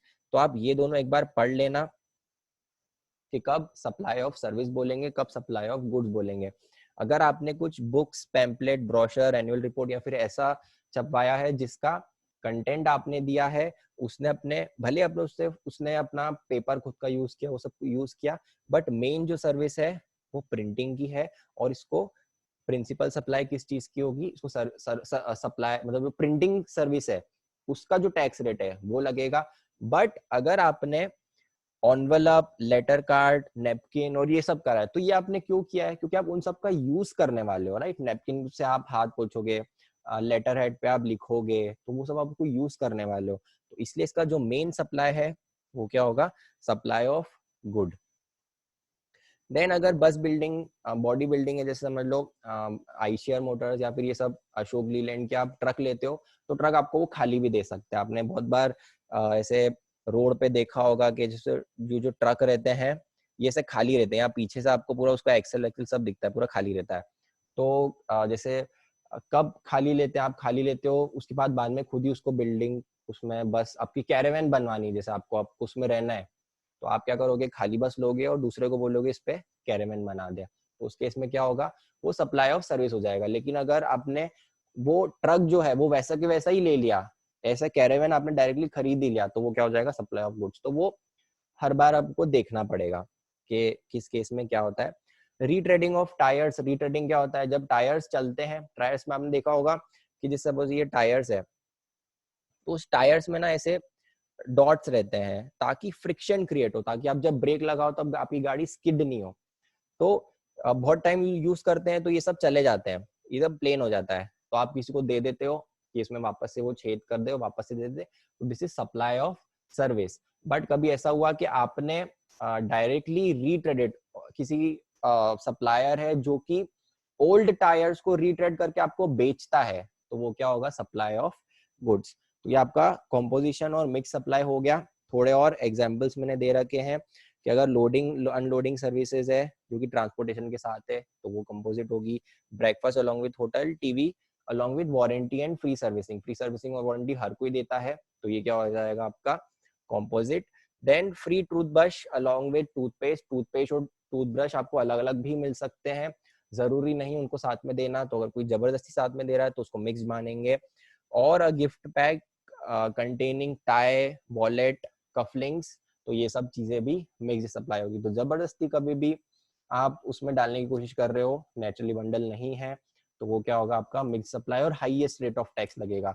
और अगर कंपोजिट सप्लाई है तो उस पे जो प्रिंसिपल सप्लाई है उसका रेट लगेगा।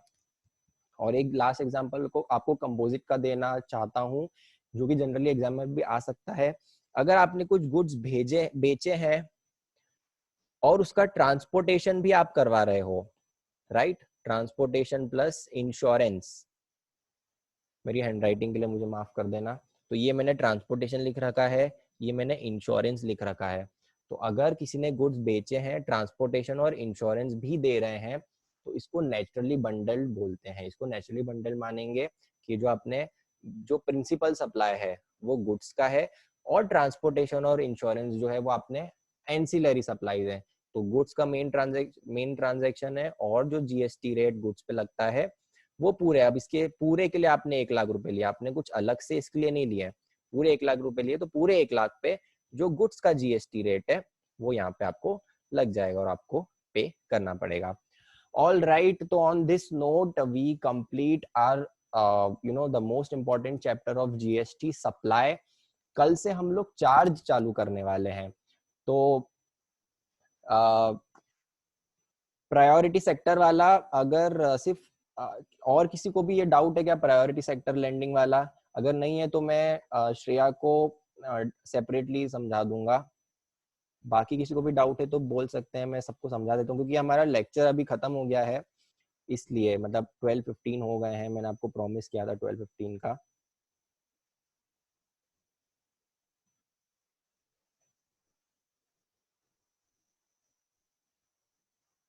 चलिए तो एक काम कर सकते हैं, मैं अभी पहले एमसीक्यू डिस्कस कर लेता हूँ कल के, उसके बाद में प्रायोरिटी सेक्टर वाला समझा दूंगा। तो जिसको प्रायोरिटी सेक्टर वाला नहीं समझना है वो लीव कर सकता है, और सिर्फ जिसको समझना है वो स्टे करेगा, राइट।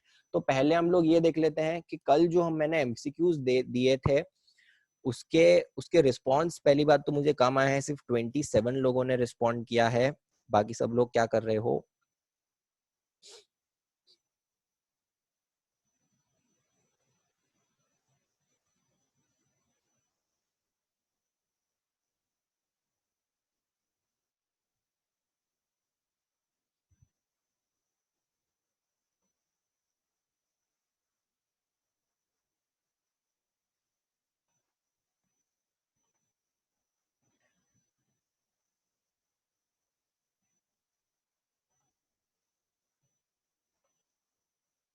ऑल राइट, तो ये हमारा एमसीक्यू था कल का।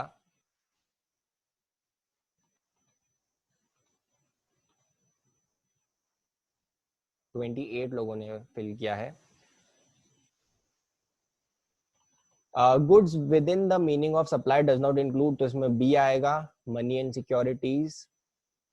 Items out of the purview of supply, ये हमने आज ही पढ़ा, कल भी मैंने आपको इंट्रोडक्शन दिया था, तो शेड्यूल 3 आना चाहिए, इसका C option is correct. Famous actor does concert to raise fund for family of army man who died in Uri. अब इस केस में मैंने ये कभी कभी क्या होता है, हम लोग इमोशनल हो जाते हैं कि यार आर्मी की बात हो रही है, तो इसलिए हम फिर फिर हम लोग जीएसटी के पर्सपेक्टिव से नहीं सोचते हैं। तो ये इसलिए डाला था कि आप जीएसटी के पर्सपेक्टिव से सोचो कि भले ही उसने जो एक्टर है उसने रेस किया था फंड, लेकिन उसने जो सर्विस प्रोवाइड करी, कॉन्सर्ट वाली सर्विस, उसके लिए रेस, उसके लिए टिकट रखा होगा और टिकट के लिए उसने कुछ चार्ज किया होगा, राइट। तो ये ऑल्दो फॉर प्रॉफिट मोटिव नहीं है, still it will be treated as supply, क्योंकि बिजनेस की डेफिनेशन में हमने देखा था कि अगर आप पेक्यूनियरी बेनिफिट नहीं भी है तो भी इसको मानेंगे कि it is in the course of business, right. Then activity can be considered as supply even when not made in the course of furtherance of business. अब इसमें थोड़ा सा क्वेश्चन में ही एम्बिग्विटी थी और आपके बहुत सारे लोग ये गलत भी हुए हैं।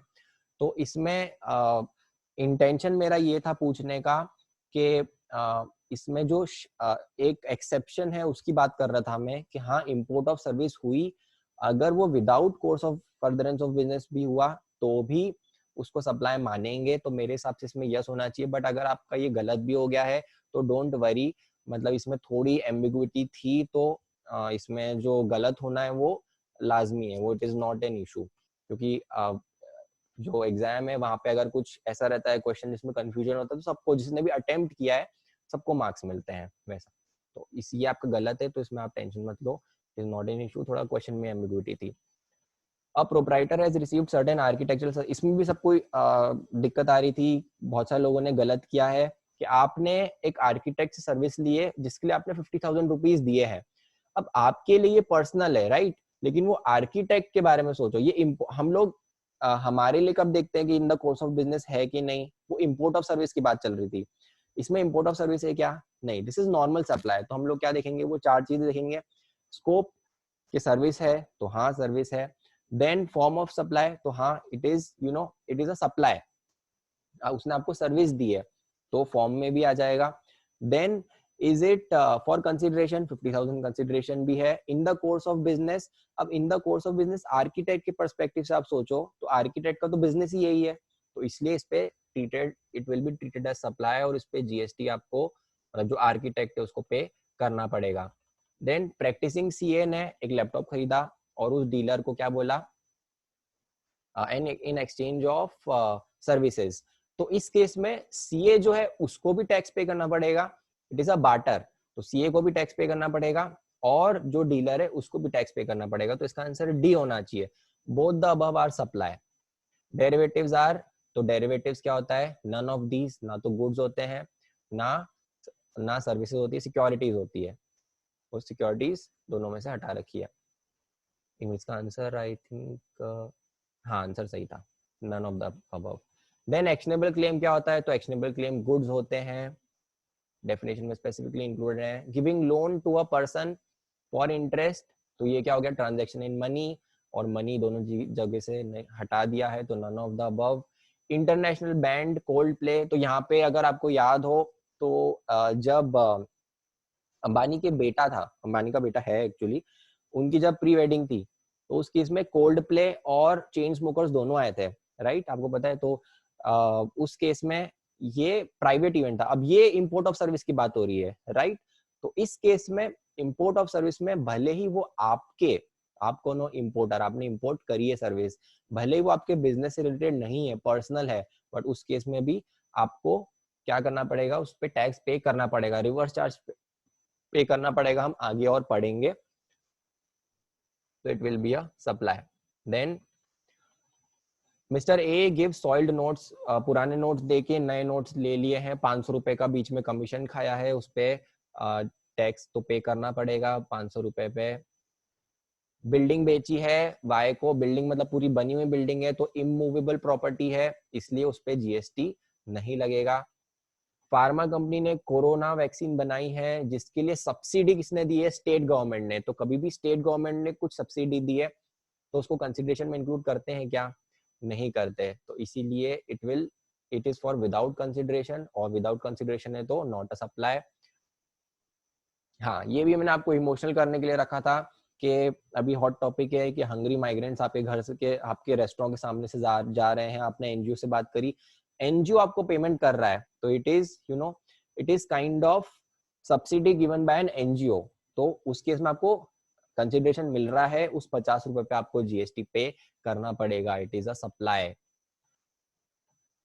Manufacturing company in the business of automobile बनाती है, लेकिन उन्होंने एक इवेंट ऑर्गेनाइज करा है, स्पेसिफिकली बिजनेस में दे रखा है कि अगर आप कुछ भी इवेंट ऑर्गेनाइज करवाते हो, उससे कुछ पैसे कलेक्ट करते हो, तो वो आपके बिजनेस में माना जाएगा, it is a supply. 1 lakh आपने ऑर्फनेज को डोनेट किया है, ये सेम एग्जांपल है जिसका जो गवर्नमेंट ने नोटिफिकेशन दिया था, सॉरी सर्कुलर दिया था कि अगर आप मंदिर में पैसे दे रहे हो आपके नाम लिखवाने के लिए, तो इट इज अ डोनेशन, उसके लिए आपको सामने से कुछ सर्विस नहीं देगा मंदिर, राइट, सिर्फ नाम लिखेगा, उसके ऊपर कुछ ऑब्लिगेशन नहीं है सर्विस देने की, तो इसलिए इसको सप्लाई नहीं मानेंगे। देन आपने 5 लाख रुपए दिए एक बिजनेस कॉम्पिटिटर को कि यहाँ पे बिजनेस मत करना, उस केस में वो आपको सप्लाई कर रहा है, राइट, आपने उसको पैसे दिए हैं, लेकिन एक्टिविटी कौन कर रहा है, आप उसको पैसे क्यों दे रहे हो, क्योंकि वो आपके लिए कुछ कर रहा है या फिर आपके लिए कुछ नहीं कर रहा है, तो इसीलिए इसका ऑप्शन बी सही होना चाहिए, yes it is a supply by your competitor to you, उसने आपको सप्लाई किया, उसके लिए आपने उसको पेमेंट किया। आपने डिपॉजिट किया है 10,000, तो ये डिपॉजिट को जीएसटी से बाहर रखा है, आपने डिपॉजिट किया है, मतलब क्या कि वो that is not a consideration, तो it is not a consideration, it is just a deposit, अगर वो एडजस्ट करेगा फ्यूचर में तो वो कंसिडरेशन माना जाएगा। Which of the following supplies are supplies for the purpose of GST? आपने फ्री में फ्रेंड को पढ़ाया, friend is not your relative, तो इसीलिए ये सप्लाई नहीं है। Money paid to a friend as loan, transaction in money, तो ट्रांजैक्शन इन मनी सप्लाई नहीं होता है, दोनों की डेफिनेशन से बाहर है, गुड्स में भी नहीं आता है, सर्विस में भी नहीं आता है। You gave cash to your friend and he gave you a cheque of the same amount, तो ये अगेन ट्रांजैक्शन इन मनी है, आपने उसको कैश दिया, उसने आपको सेम अमाउंट का चेक दे दिया, तो ये सेम मनी का ट्रांजैक्शन है सिर्फ। You took beauty enhancement services from an artist from the US for 1,000 rupees, तो ये किसका एक्सेप्शन है, जो बिजनेस वाला क्लॉज है उसका एक्सेप्शन है। और चैट मुझे अभी दिख नहीं रहे हैं,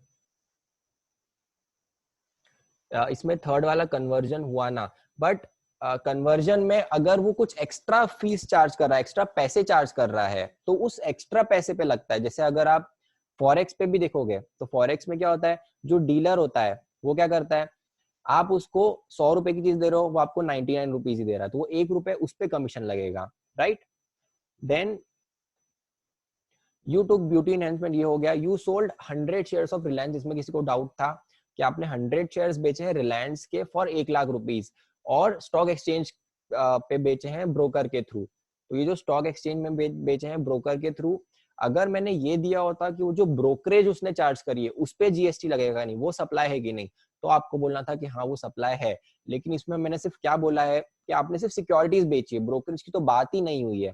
तो इसीलिए सिक्योरिटीज क्या है, दोनों जगह से बाहर है, गुड से भी बाहर है, सर्विसेज से भी बाहर है, इसीलिए this is sale of securities, तो इस पे जीएसटी नहीं लगेगा। सप्लाई भी नहीं है। You close your business and sell all assets to different people for cash, ये बिजनेस एसेट आपने बेची है, पैसे भी आपके पास आए हैं, तो इसलिए इस पे जीएसटी लगेगा। और तो यहाँ पे खत्म हो जाता है। हम लोग देख लेते हैं किसके कितने सही हैं।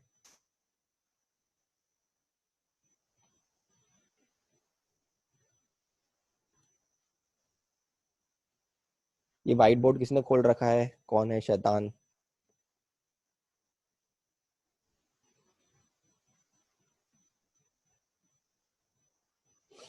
ओके तो सबसे अभी लास्ट में कुछ आया क्या किसी का? नहीं। तो सबसे ज्यादा विपुल हरचंदानी, विपुल भावेश, काजल, श्रेया, वेरी गुड, राधिका, नेहा गौतम, तो ये सब आज का लीडर बोर्ड है। एंड आई वुड से सबके मार्क्स थोड़े इम्प्रूव हुए हैं, एक्सेप्ट विनी। विनी के कल सबसे ज्यादा थे, आज वो बहुत नीचे आ गई है विनी। तो विनी क्या हो गया आपको? And rest is all fine. तो अगर आपको इसमें ये भी थोड़ा सा इसमें थोड़े बहुत क्वेश्चंस ट्रिकी थे, तो जैसे जिसको 19 आए हैं, आप अज्यूम कर सकते हैं कि आपका 20 ही है, और it's a good decent marks. तो आई एम वेरी सेटिस्फाइड। जिसको भी 10 से ऊपर आए हैं, those are all very doing very good. सबको ही आए हैं ऑलमोस्ट, 7 से कम तो किसी को भी नहीं आया। तो ऑल वेल। और आज के भी मैं आपको एमसीक्यूज दे दूंगा, एंड इन द लास्ट में आपको एक बार प्रायोरिटी सेक्टर वाला मुझे आपको बताना है, तो मैं आपको बता देता हूँ प्रायोरिटी सेक्टर वाला।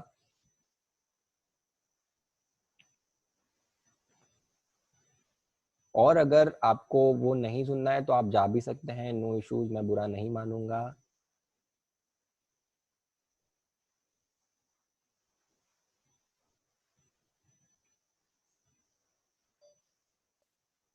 All right. तो प्रायोरिटी सेक्टर लैंडिंग सर्टिफिकेट क्या होता है, मैं आपको थोड़ा स्टार्टिंग से बताऊंगा, थोड़ा पेशेंस रखना, 5 मिनट लगेंगे, बट आपको एकदम प्रॉपरली समझ में आएगा, एकदम स्क्रैच से बताऊंगा।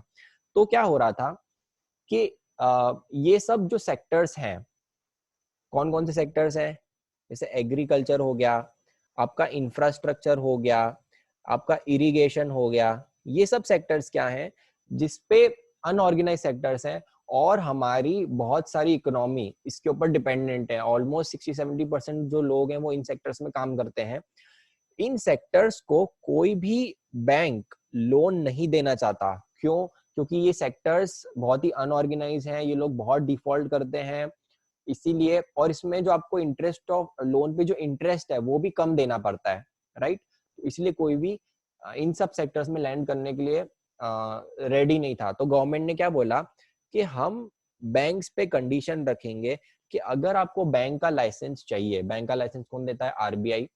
अगर आपको बैंक का लाइसेंस चाहिए तो आपको प्रायोरिटी सेक्टर, गवर्नमेंट ने कुछ एक लिस्ट दे रखी है कि ये सब प्रायोरिटी सेक्टर में है, आपको प्रायोरिटी सेक्टर में आप जितना भी लोन दे रहे हो उसका कुछ परसेंटेज नॉर्मल और कुछ परसेंटेज आपको प्रायोरिटी सेक्टर में देना पड़ेगा। जैसे फॉर एग्जांपल, अगर I am just taking example, अगर गवर्नमेंट ने बोला कि 10% आपको देना है, तो अगर आप पूरे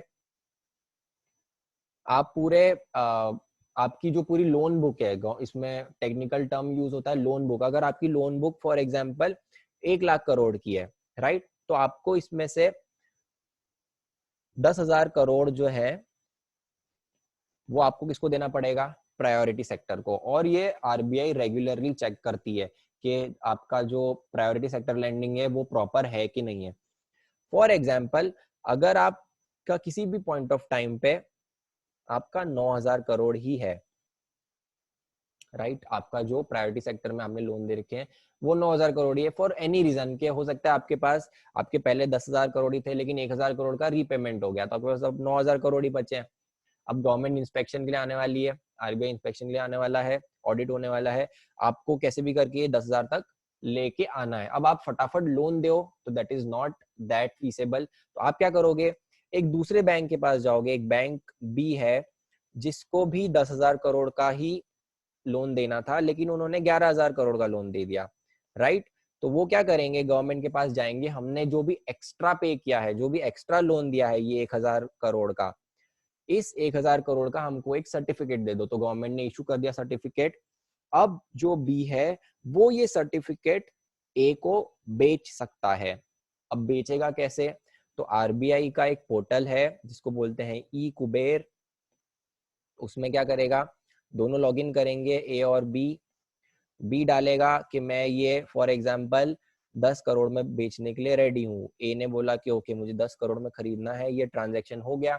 अब गवर्नमेंट ने क्या बोला कि ये जो सर्टिफिकेट है this is not a security. अब इसमें इशू यही आएगा कि कोई बोल सकता है कि तो सिक्योरिटी है और इस पे हम लोग टैक्स पे नहीं करेंगे, तो गवर्नमेंट ने पहले ही बोल दिया है कि this is not this will not be treated as security. और ये जो 10 करोड़ है ये आपने बेचे हैं, इसको सप्लाई ऑफ गुड्स मानेंगे और इस पे आपको जीएसटी भी पे करना पड़ेगा। तो आई होप आपको ये समझ में आया हो। किसने पूछा था, आई थिंक राधिका ने पूछा था।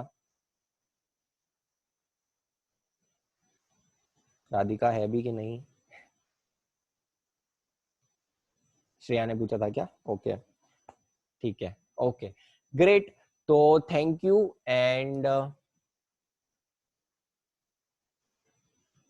मुझे इन the course of further of business समझना है तो मुकेश आप मुझे काम कर सकते हो, आप मुझे कॉल कर सकते हो, मेरा नंबर ग्रुप पे है, तो मैं आपको उस पर समझा दूंगा। मैं सबको अभी इट्स ऑलरेडी 12:30 तो इसलिए ओके राइट। तो थैंक यू गाइस एंड कल से हम नया चैप्टर चालू करेंगे चार्ज। और तो तब तक के लिए stay at home, stay safe and पढ़ लेना जो मैंने आपको दिया है, थोड़ा सा पढ़ लेना, फिर मैं आपको जो एमसीक्यूज दूंगा वो सॉल्व कर लेना। तो ये वाला चैप्टर यहीं की यहीं खत्म हो जाएगा, आपको बाद में इस पे ज्यादा एफर्ट्स नहीं डालने पड़ेंगे। ऑल राइट, तो तब तक के लिए, कल तक के लिए good bye, tata and see you tomorrow.